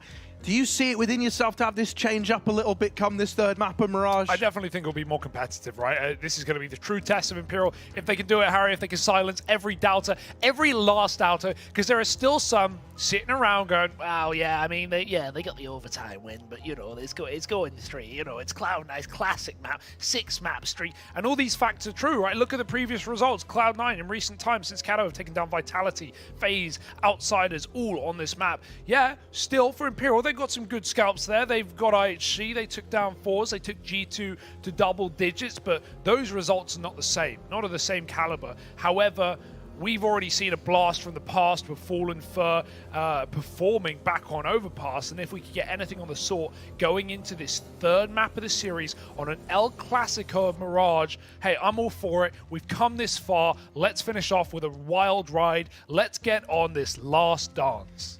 Yeah, that was a quarter to midnight coffee at a Hobbit, right? Bold. That feels a certain type of way. That one hurts. Shows that they really want to put it all on the line here. Not ready to have their major run cut short in the Legend stage. Nothing worse than that. You lose and you got to sit here fully awake for another 6 or 7 hours. Like, yes, caffeinated to the brim. But hey, it's what you need to be full focus and full confidence coming into this third map. Hobbit performed on the second map, was top of the server by the end of it on the mid-man on both halves, really. A lot more impact on that CT side, just shutting out the lurks and the heavy mid setups that Imperial ran. But I want more of the Fallen show. He was the guy who even got this game going in map 1. Yeah, dude. I think the head-to-head between Fallen and Shiro needs to start to take a bit more shape in Fallen's fashion if Imperial did want to go against the grain here and upset it all. I also think, Fur has been incredible throughout this entire thing. You want to know who I want to see more from? Vinny. I really do believe that he kind of dropped the ball there on Vertigo. He was a big proponent as to why they were successful on Overpass in the games where he pops off. It really does look that much easier for Imperial. But let's get into this one. A third map, elimination on the line, raging into the night. Imperial with a CT side start and Cloud9. It's very measured from the get-go. Been so competitive all day. No one wants to get eliminated, but someone's got to go. Every series going the distance. A 9-map evening. Smoke over the A site. Cloud9, they're going to pop out ramp. Fallen, he's behind triple. Support from CT and Bolts, and Shiro coming in on a late lurk down under. Fallen's broken the first blood, but double trades back. Shiro's got this lurk off, and he's killed the window player. Damage exchange, but that bomb now down. Cloud9 starting to set themselves up in very aggressive post plants on the jungle fight. Vinny's going to have to best this close player if they want to have any chance. And with Axile nailing that, it's only Vinny left standing. 1v4 turned 1v3, but not long for this world is little Vinny. As he starts to creep out through the jungle side, they don't need to swing him, and yet they will anyway. Axile, full faith, and it's the pistol for Cloud9. Yeah, very clean there. Classic Cloud9. Shiro on the late lurk out under, and it's just perfect. It may be 5-on-4 for Fallen and friends, but it's still going to be a clean sweep from the Cloud9 boys on that pistol. This is definitely going to be the test of T-sides tonight, right? It's where I think Imperial are probably going to do their best work, but all the more pressure on Cloud9 as a result to step up on the start. Double scout in the second round. Fallen could have got armor, but he gets that orb later. Saving what he can. Smoked off in window right now. Cloud9 with full mid control. 3 players just hanging out, waiting for someone to give it up. Oh, I love that as well. Fur gets mollied. He's now going to get spammed, naded. Anything Cloud9 can throw at him, they will. Fur crawls out of danger, but a little bit wounded, hobbling through the window. Oh, flash into con, that's something. Catches Nafany, but Bolts will not manage to finish the job. They can make it up catwalk. This is a B split for Cloud9, and Fallen's here with a scout. Yeah, Yeah, it's a good tag, right? And now Vinny given a chance to shine with this MP9. FNX finds another in the meantime. This is getting weird very, very quickly. FNX's scout is doing a hell of a lot right now. And with the bomb up in apartments, it's these two scouts, Fallen and FNX, to try and make it happen. Now they're going to hit like Orps. Oh my goodness. FNX waiting for the swing from the market side, and Hobbit having a reroute. He's dead on this if he goes slow. Fallen's just gone off the angle, just started to consider short, but he will still nail the follow-up. And man, he gets the info on Nafany. There just simply isn't time. Surely a 1v2 with the bomb a long way away. And Fallen on this angle, if he tries to go out, if he tries to go in, the scouts will tear them apart. Imperial with these scout rounds. We've literally seen Fallen and FNX do this already. Yeah, FNX, he's been a very quiet player in this series comparatively to some of the others on his team, but that is a massive round to steal away for Imperial. The double scout, both on the B site on that short split, and FNX puts up 3 kills with bomb trapped in apps the whole time. What a way to steal the force. Cloud9, look at what they have as a result. It's 1 AK. It was just the other day on Inferno where I saw the scouts do the same thing for Imperial, man. Yeah. They're really good with this, with these force buys. There's an attempt to return it out of Cloud9, an attempt to force back upon them, but Fur knocks them out on the ramp rush. Hobbit now spotted, gonna get cleaned up by Vinny, and it's just Axar left standing. There's the first from the tech, but Fur snaps the neck, and Imperial get themselves a second. All right, okay. Now we got a game on our hands. Cloud9 put on pistols early and not even forced up now. They just get shredded in that little A contact play. And right now, Fallen's going to be feeling so floaty on this CT side. All over the place, gets to run wherever he wants. That's the freedom of the captain of the scout of the AWP. Cloud9 just going to run amok onto B. Shiro's going to deke mid, only weapon they've got in this round. They're actually coming through under. Nice grenade, and yep, very clean. What? Recovers from what could have been awfully awkward in under. Fallen hits a headshot, and that deagle is gone in the mid. One by one, these Glocks are getting removed, and Imperial 5 live round would feel fantastic.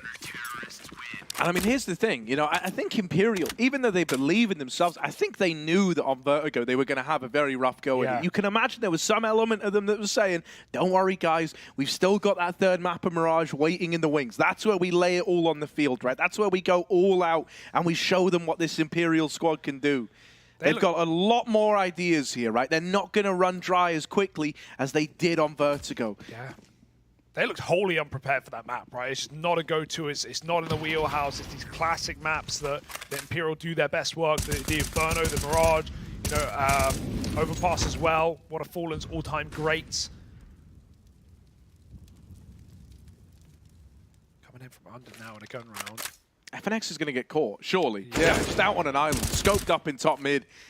Maybe a bit of a miscom there, just assuming he has more room than he actually does, but at least Vinny has pieced together this man advantage. Now, as he tries to get out of there, he will get cancelled out by Nafany, who's all the way up the short side. Fur, looking for the trade, is going to get it. This first rifle round for Cloud9 has come to a screeching halt up against a mishmash buy out of Imperial, right? Double AWPs might have been in play, but you still had SMGs. It was a bit of a weird one, and they've done all the legwork. They've just got to finish off Shiro. Now, this guy is a clutcher. Make no mistake about it. Going to get the backstab onto Bolts, and there's nothing that Fallen can do about this. He's trying to play trigger discipline. And that's disciplined all right. Bolts domed in the side of the head. And now a chance in the 1v2. 40 seconds to craft a round, to craft a clutch. What does he want to do with it? Gonna head mid, but Fur has full info right now. He's got that spot to con on timings. And Shiro might have to run if he wants to go catwalk. Fur Oh, he hasn't heard it. Fallen's tucked in very safe on A. Another 1v1 presented for Shiro, but back turn almost spins it and closes it onto Fur. That would have been all the makings of a round for Shiro, but shut down by Fur, who has had an excellent day today, and it's only just beginning. I love how Imperial are more than happy to beat Cloud9 at their own game, right? Just silent walkout middle. One by one, Imperial push themselves into more and more fights. Vinny through connector, window player going for it. Imperial just batter Cloud9 in mid with no flash, with no crossfires, just taking dry duels. It's what Cloud9 were getting away with so many times on those T sides, back last map. Just able to play both bomb side and mid and still come out on top of all their duels. This time it's a fast B with only pistols, without opening kills coming for Imperial. It could have got dicey, but not much room gets given to Cloud9. The rest trapped by a Molotov, and Fallen's picked that A-lurk. This pistol round is forgotten.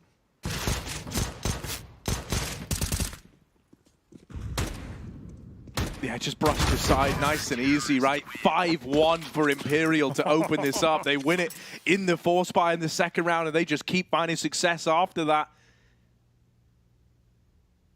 Fur has been so impressive for me throughout this entire event, man. He's just so stable. Like, he's putting up numbers that would make him a star in today's world. Like, that is just mind-blowing. This guy's 30 years old, and he's just a consistent force to be reckoned with. Call him Dwayne Zera because he is just the Brazilian rock, man. Out into mid. They do drop a player down into under. It's Fur opening up again. 10-2. Hands are on the wheel, and he's in full control. Yeah, this is how he started last map as well. Even though Vertigo was trouble, he was the one guy on that A ramp on CT side who was just shutting down Cloud9 with a 2.0 KD in that first half. My goodness. It's still refragged. Hobbit finds one. And a reset to apartments. That bomb goes back to check T-spawn. Don't know if Imperial have aggressed, and they have not. Not wanting to take too many risks in this 4-on-4. Got Fallen on the AWP, making a pre-rotation to B. Topcon smoked out for not only naded, but loses a lot of info with those double smokes, but it poises Cloud9 wisely for this B play, and Imperial know what's up. Fallen's going to have an easy angle from the back of the bomb site all the way up short. If FNX can hold down his apps, this could be perfect. However, Nafany is super late on the lurk. He's solo right now. First spotted him, and Nafany gets that kill. Suddenly, Imperial are thrust into darkness. Yeah, this two-man hold of FNX and Fallen has got to do all the heavy lifting, and they're about to get challenged in a very big way. FNX just leaves the angle, trading it out with Fallen. Now as they prepare to deal with this AWP at the back of the site, the question is, are they ready for this second man? FNX not blinded by the flash. Fallen remaining composed, gets the tag off before all is said and done. There is this backstab from Nafany. He's got two on the plate. They're waiting patiently. There's one. Fallen just dancing around, staying alive. Shiro's going to get rid of him. And so it's Bolts in this 1v2. Knows about the market player, and Nafany, Bolts with the double, holds his own in the clutch, and Imperial keep racking up the rounds. Nafany wanted an off angle, he wanted to jump up on that shelf, he turns around for a second, and Bolts comes through with the perfect timing to close the clutch. It couldn't have lined up better. Wow, I can't believe Cloud9 didn't give Nafany the room to make that round happen. They jumped out, they were full committed despite Nafany the whole time walking window to CT and Imperial. They were in the dark, they had no idea. Now, if Nafany's given 5 more seconds before Cloud9 jump out, he wins that round. He just kills both B players without any defensive kills. But they don't wait long enough. Little mistakes, little cracks in the armor getting shown for Cloud9. Not normal to see. And Imperial are capitalizing, clutching, and closing 5 in a row. What on earth is this game? Dude, this is wild. And I mean, it might just prove to be like Imperial are just the CIS like dream killer, man. It was here in the Challenger days. They faced Fours, if you remember. After that miraculous kind of 2-0 start from the Fours squad, it all fell on deaf ears here on Mirage. Imperial bested them. Yeah, they shredded them. And now they're looking to do it to Cloud9 as well. But this is just another level. Like Cloud9, they are a contender. They are a championship level team. This is not where I thought they would falter. Many more rounds, much more time. Cloud9 can't afford to wait. We have a double orb. Dude, with this kind of start, with the tenure that Imperial have shown, I don't know. We could be witnessing some magic tonight, man. Smoke in the window, Cloud9 trying to work this mid control, and they are going to get given it, right? First time, Imperial haven't had too many faces challenging here in mid.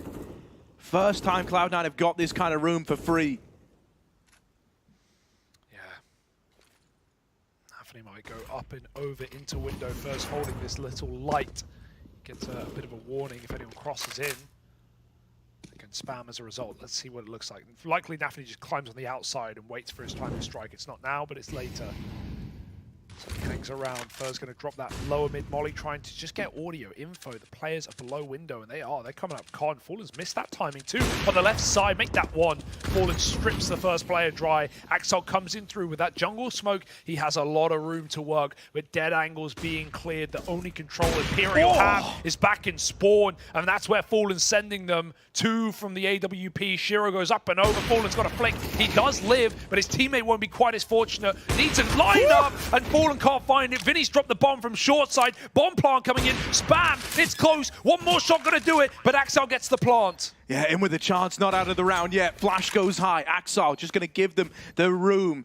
They start to move in. He's going to try and thin the herd, going up, going over into the fight. Vinny is gone. And now just Fur left to beat. But this guy's been the legend. Moving up, smoke goes in. That's going to give up his position. My. Tap on the bomb. Oh, it's the commit. Axel, is he going to check for it? It's the full-on stick. And Fur with the defuse puts 7 on the board for Imperial. Wow. Even gets the kill as well. No stopping him. Honestly, it's Axel's best play, right? If he goes through, he's 10 health. Fur needs 1 bullet. He has to call it. He has to buy as much time as he can. But he cannot. Fur with a smoke flash stick, Fallen with a flicks, and it's Imperial with another CT round. It's all coming together. And dead with no AWP to save. Shiro left sniperless, because they're all in the hands of Imperial. Brutal, and now trying to play through this smoke in mid. Shiro's in a very weird spot. Fur is right next to him. They do go past one another. They sail on by. Will Fur check it? Will he check behind him? Yes, he will. And there's the backstab. FNX is doubled up in the meantime over in the apartment. Oh, Hobbit all alone in a very hostile world. He's spammed out. And it's FNX, someone who's been pretty quiet throughout all of this series, taking stock of that B-bomb site there. 9-4. Imperial at 8-1 up. There is not a way back in for Cloud9. They're taking another pause, trying to mull this one over, trying to come up with solutions. But where do we even begin when shots like this are going the way of Imperial? Oh, it's just deserved, isn't it, for Cloud9? What on earth can they do right now? They need a pace changer. They need to throw a middle finger the way of Imperial. But right now, Mirage, it's all coming up Brazil. 8-1. And I just can't believe what I'm witnessing. Cloud9 broken by yet again. And those Imperial bank accounts are getting stacked up. They're getting built. Cloud9 might not even be able to break them in the half. Fur's on 11k post-buy. Vinny's double AWPing B. Where's the gap? Where's the weak hold? Cloud9 can't seem to find it. I'd love to see an A-smoke round. We've not really seen Imperial playing inside of the bomb site. More often than not, it's fallen towards CT. Smokes would completely cut out Imperial, would negate this double AWP. On a gun round, that'd be a really good call for Cloud9 to just go for a standard A-take with a split player from mid. Coming in under, perhaps. Not here, though. It's only pistols. Just going to duel. Try and get gun upgrades.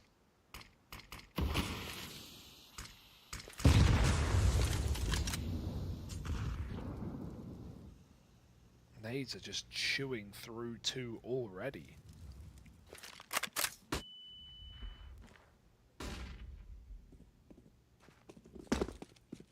I mean, everywhere they've tried to go, they've just taken damage and haven't even seen an opponent yet. Like, you highlighted the utility.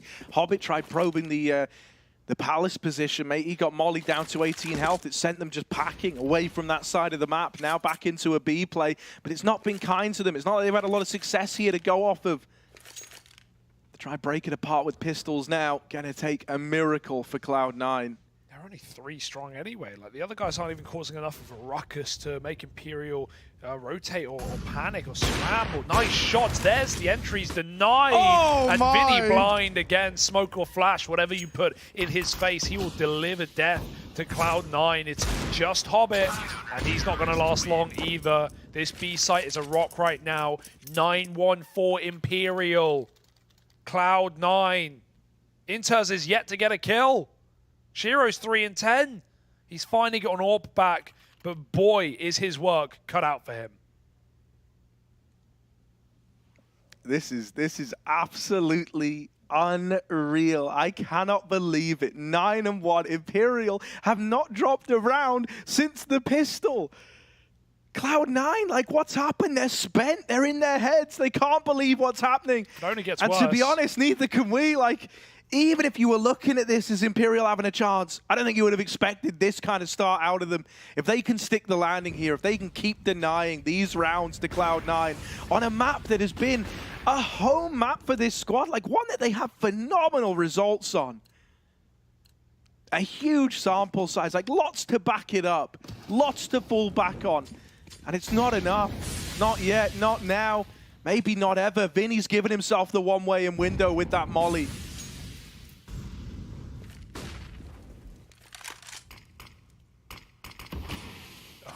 Smoked out under. Cloud9 don't have any A control. Imperial have actually put 3 in the bomb site now, Fallen supporting, but 2 up close is their deepest A setup yet. They were expecting something here. Cloud9 have not brought that. They have run a very slow default, hoping Imperial feed them, but mate, Imperial don't even want middle. Eyes are off. This area is open for the taking. Cloud9 just don't know it. They're eventually going to get that window smoke in, go for some mid control. Is it just going to set them up into another short split into FNX and Vinny, the former of which is playing boosted in the bomb site here to win the round? Cloud9 send that bomb all the way back through spawn. It's going to be A after all. They've taken mid. Imperial have had to concede, but Fallen on top of Ticket with the support of 2 in the bomb site, knowing he can't be swung from Palace. He is so freed up to watch this connector area. It should surely be a 5-on-4 for Fallen. It's always nice to give them a little bit more room, but right now, with every second that passes, someone like Fur tucked in over at Firebox only gets more dangerous in the late round. That molly timing is perfect. By the time that fades, they're going through with like 18 seconds left, bro. This is so down to the wire. Fallen, scoped in, first shot sails past, but damage done to the stairs player. Bolt's just trying to find time under Palace. Is spammed out. It's Fur dear. Doubling down. Very little time. They're rushing Big a bomb kill. plant. They need it to come in. They will manage it. Nades sail through. Damage done to the guys in the site. Vinny's closing the gap. Combat AWPing. Exiles wiped out. And it's all on Hobbit. Element of surprise for the first, but that's now gone. Fallen up, fallen over. FNX looking for the man in the middle. Faked him. Hobbit's faked him out. Juked him with the ladder jump, or with the bench jump rather. Tap on the bomb. Baits the swing, and FNX seals the deal. Imperial 10-1. The rounds just keep racking up, stacking them high. Are the Imperial boys. Oh my god, you're in your head if you're not already. I mean, that one hurts. Hobbit got the swing kill, man, in that 3-on-4. He cleared Fur rather for the back of the bomb site. Fur got 2, and Hobbit just headshots him right through the lip of the box, and it still doesn't matter. Into a very winnable clutch with a nice plant for him, but FNX considers that fake out for a second and then goes back to a perfect peek in con to clear it. Imperial focus faces. They look the same as they did in 3 OTs deep into Overpass. Some things never change. I mean, there's not all this hype. There's not all this screaming and yelling. It feels like it's not over till the job is done. That's very much the stance they've taken here. And they're doing the job right now. 3 over in Palace for Cloud9. This reeks of desperation. Is this just a Palace pop into an A play with a bit of a split in through middle? There is a world where Fallen could get hit with an unfortunate timing. He's pivoting between ramp and middle. Now dropping down, he's at least concealed from Palace. They just have an A-Smoke X-Egg right there. Again, just going for this pop is going to give so much more room to this AWP to go crazy. Again, Fallen always moving, changing position. Perfect timing on that peak for Nafany. Got an entry. Bomb's been dropped. Up on Balk. Nafany trades, but the hero has got to do it all on his own. The in-game leader has got to crack his way through this bomb site. Package picked up. He's going to plant as well. He does it all. Hobbit covers that kill, but goes too far, and Vinny receives. Oh, it's a good flash for Nafany. In with a triple, trying to set an example here for the rest of Cloud9 to live up to. Vinny in this 1v2, and with the two Ts being worlds apart, he is in a very rough predicament here. First going to try and fight Nafany, first going to try and deal with this CT player. Oh, he's actually going all the way, taking a very wide swing on this one. And with the peak, Nafany seals the deal, and so finally, Cloud9 come up with a round. It takes a while. It takes Nafany just going absolutely ham, having to basically solo carry them through that round. But he will put it on the board, breaking this huge streak out of Imperial. But it can't afford to be a one and done. How many more rounds can Nafany 4K? How many more times can he be the guy putting it up on the board? He needs help. He needs anyone else to fill this void. Even 10-5 feels like not enough, but that's the best you got. That's your only option. Inter still yet to kill, and this is not going to get easier for him as well. Two players push Palace. Right now it's only Fur committing. Inter's holding on, but he starts to move forward, and Fur falls off at the wrong time of that box. It's going to be Inter's with the opener. Axel goes back to clear B. Cloud9, slow it down. 5 on 4. The pressure is on Imperial. Will they make the mistake? Will they feed the beast? And if they don't, then Cloud9 will have to group and hit yet again. A has been their way in. It might be their option one more time. 3 up in the Palace. Shiro doubts it, goes back. No, it's just going to be that mid-smoke. Nafany on his solo lurk here. Imperial haven't really played for mid so far on the CT side. Vinny's got to make his choice. Which side, A or mid? He's got the spot. He sees Hobbit out, but he's committed in that spray. And Inter's trades on the board now with 2. This is a save out of Imperial. They're already writing it off by the looks of things. Like triple stacking B. Cloud9 moving into an A play that is fully empty. No one here to resist. And so Imperial just look to get out with the guns, get out with the goods. Still super fearful that like anyone is here. Very methodical in all this clearing. But they will get that plant, they will deliver the round. It's a 3rd on the board. They're trying, they're shooting for the stars with a 5-round recovery. It's all they've got. It's the best case scenario.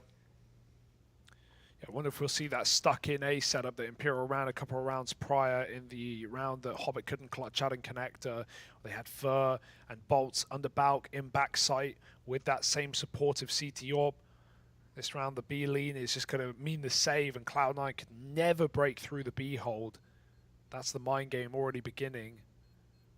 Is it just going to be Cloud9 battling their way for 5 A rounds? Save allowed. Cloud9 need whatever money they can get. 2 rounds of the half. Can continue to double orb if Vinny wants to. Just needs a drop. Shiro's got a spawn. If he wants to take a ramp peek, this would be the perfect round to do it. Anyone crossing con, if Vinny goes back to it, he'll be in a world of trouble. Imperial cool attack. I like how they're really making use of these as well in the series. They've been very much on top of it. This is their first, but it's the only time they felt pressure. And they want to make sure they can maximize this CT side as clean as they can. Shiro's going for that ramp pick. Or Palace at least, one of them. So keep your eyes on that A cross. It's about to get hot.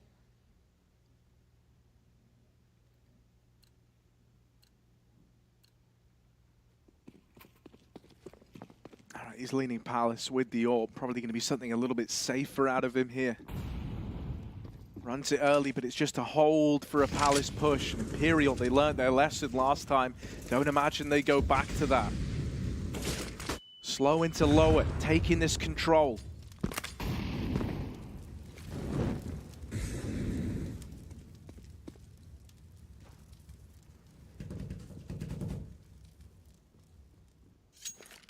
starting to lob some of this utility over towards the A side of the map. No commitments, no peeks yet, just testing the waters, trying to gauge utility, gauge the response from Imperial. Hoping it spooks them, but they still have a decent bounty of util left to fall back on.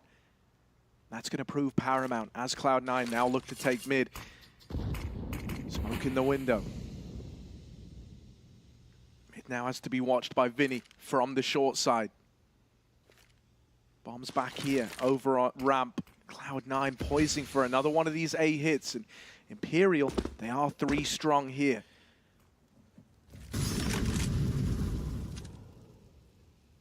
Vinny might miss this window, might miss this timing. Hobbit might get up con and they'll have no idea. They've got no clue. Someone could be so deep, but he's just gone back. Hobbit now dead. Bolts is spammed over on Palace. That's the go button pushed into Fallen's AWP. First kill found. Vinny follows up from the catwalk. Just Shiro and Nafany, and it took Nafany having a huge 4K round for Cloud9 to even arrive on this T side. He's now tasked with something even bigger, and with 10 seconds left, Cloud9 is saving. Done. They're writing this one off. Oh my it's God. 11 to Imperial. The A play repelled. And man, it looks so flat for Cloud9 if they don't get fed these openers, if they don't get given kills to go on the back of.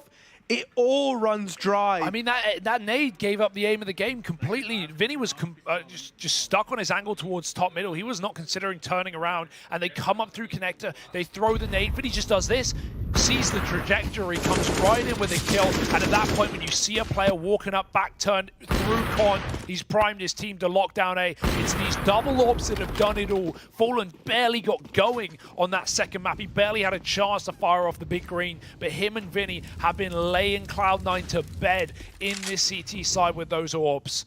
Pushing Palace yet again. Furs up to more business. He's chasing him down. They've just been doing this all half. Cloud9 have to respect it. Inter's pushed all the way back to spawn.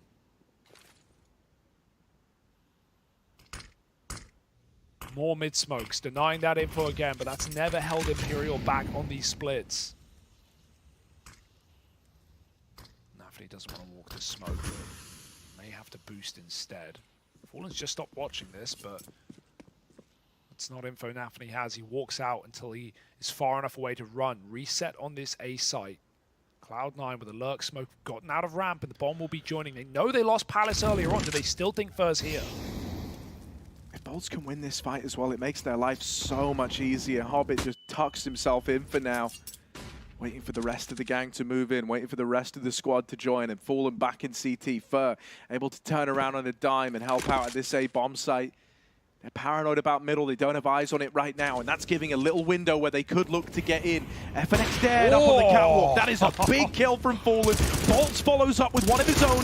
Can't go any further than that. Hobbit will deal with him, but Fallen's popping off. Look at him with this AWP in CT. They still don't know about Fur, and as this clock ticks down more and more, Fur only gets more dangerous on this backstab. Here he is with the swing. Wow. Imperial 12-3 at the end of that first half, looking to eliminate Cloud9 in crazy dominant fashion.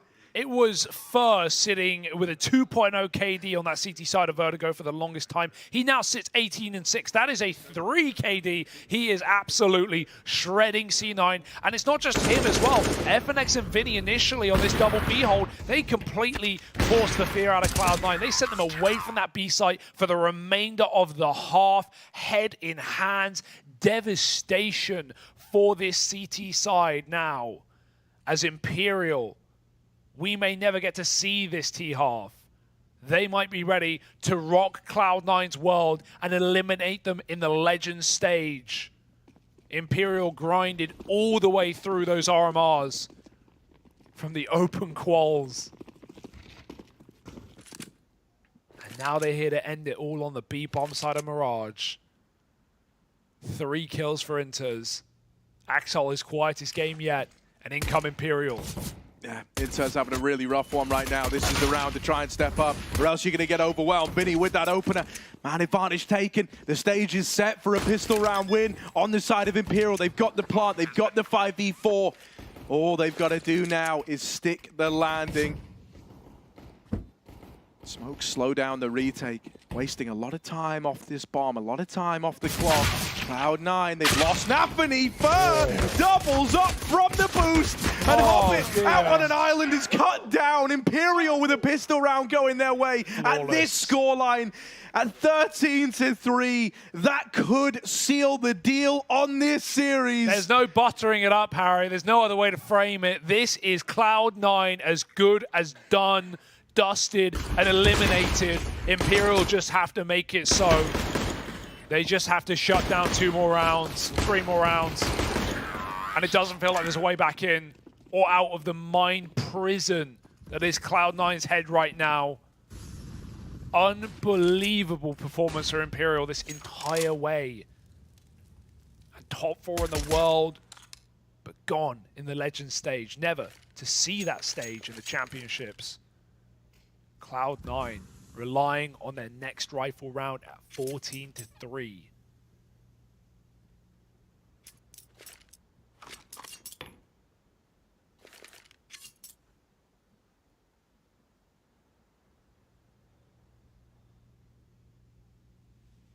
I mean, this round's free. There's nothing that can happen or go right for Cloud9 here. They don't have anyone in A. They've full stacked the B site. It's only USPs. They're playing for a rifle round as fast as they can. And it's a rifle round they have to win, or else that's it. Antwerp becomes a distant memory, one that they would rather forget. Running through CT, Hobbit will find one with the USP. Will it get any more wild than that? Now he's armed with a MAC-10. Everyone else ready to explode here, but for Fur, it's just stat padding real clean. And so 14-3 is the score. There's nothing you can do, Nafany. Try as he might. There we go, right? Try as he might, there's nothing he can do. And it all comes down to this rifle round. If Cloud9 do not give something here, if they don't put a round on the board, they are done. It is over. The major left in the past for this squad. And the past, well, it's in the present now. Imperial trying to make it so, trying to make it happen. Shiraz 4 kills, man. He's been absolutely knocked out of this game. Absolutely destroyed, spent after the neck-and-neck triple overtime on overpass that Imperial only clinched by. And to think Cloud9 had 3 map points on that map.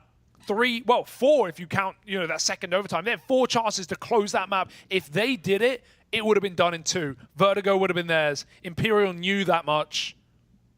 But they shut down the impossible. They're picking the series, a go-to for Cloud9, and now here, hours later, past midnight, on the 3rd map, Imperial are making history again.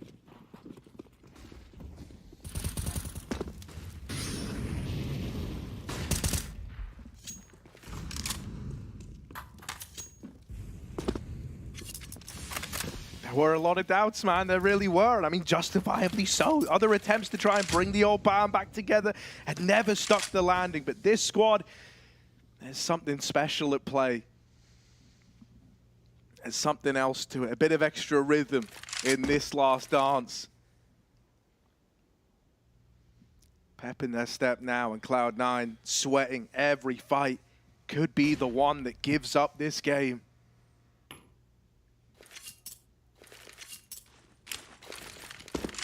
Imperial from the get-go. They wanted to go B here. They've had no doubts in that.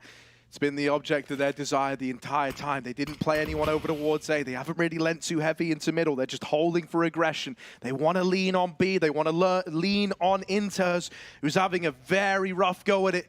They're going to try and pressure him. They're going to try and get in his head. They're already there. Smokes go over. This is the hit. This is it now. In they come. First man in. Falling out into the site. FNX with the opener. Bolts will get spammed out in the meantime, but it's a 4-on-4 with the site overran. Imperial get this bomb down. Look at the minimap as well, right? Nafany's coming in on this big flank through the apartments. Fur is still sat waiting in top mid to activate on the short side. Now, the bomb's not for him. He's only playing for kills here. He can't win you the round if it comes down to a clutch. So they need to deal with Nafany before he tears this round away. Sneaking through the apartments. Oh, Fur there it now is. activates on this backstab. Axar mopped up. Nafany moving in. There's the first, but traded immediately. And Cloud9 are done. They've written this one off. They're saving Imperial. They break apart that B site. They get themselves onto 15. Now, just 5 kills between them and eliminating Cloud9 from the major in the Legend stage. And Imperial would keep on going, keep on fighting with a chance to make it to the playoffs. Unbelievable. The 2-2 matchup is in sight right now. Cloud9, you thought maybe winning Vertigo would build them up, would remind them who they are. It's done anything but. It has crumbled them. 15-3. And you just got to do it now. AWP for Shiro again. It may have been saved, but it has just been saved into nothing. We haven't seen it come into any impact in this map so far. Fallen the opposite scoreline, 14-5. And they go slow. They wait for Cloud9. They let them stew in the moment, and it can't be a fun one.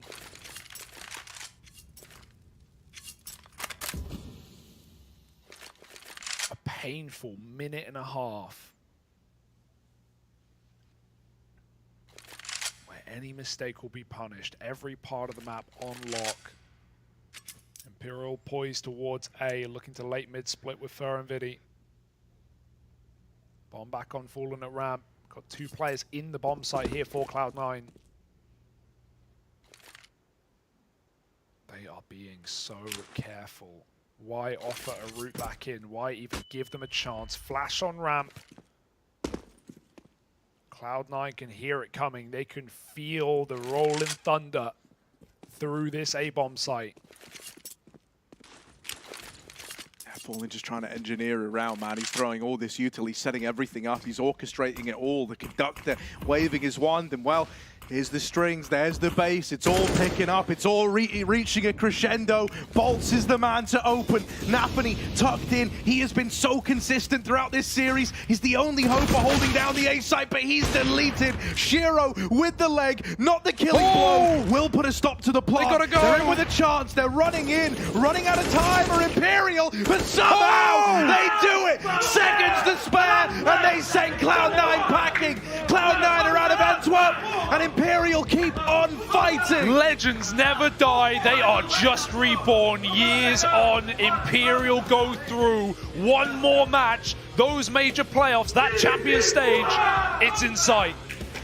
That is unreal. Devastation for Cloud9. They are dealt a ludicrously dominant scoreline here on Mirage. That is a statement win for Imperial. That is putting the haters to rest. That is them 2-2 with a chance to make it to top 8 to the playoffs. And how can you get over that if you're Cloud9? That is a game you'll never forget, but you'll wish you could. Handshakes coming in now. Imperial, tears of joy. Cloud9, devastated faces. And I'd expect nothing less. This is a championship team. This is a top 5 team in the world. This is a team we expected to see in the playoffs. They don't even get to fight for the opportunity, for the chance. They just go home empty-handed. And for Imperial, whew, Dude, it's unreal. It actually feels like we're witnessing it all over again, right? Like it didn't feel like it could happen. And even if you had faith that they were going to turn it around on Mirage, was there any part of you that thought it would be that level of dominance? Like Cloud9 were never even in this from the get-go. They won Pistol, and Imperial went on a 10-round streak in response to that. where was the Cloud9 that we saw on Overpass? Where was even the Cloud9 that we saw on Vertigo? They looked channeled in, they looked turned right up on that second map. Remember what they were fighting for, but here on Mirage, it should not have been where Cloud9 completely fall apart, but they weren't awake. They were not in this game. Midnight Coffees won't do it, Harry. They're going to go home empty-handed, and I cannot believe that Imperial have a chance to play on the stage against the quote-unquote content team. Well, I'm sure they're content with that victory. Yeah, mate. I mean, dude, like this is the last dance. This is the magic that comes with it. When they were calling it that, there was a lot of like big question marks around it. But dude, like to lay it all to rest. Also, it's like a bit of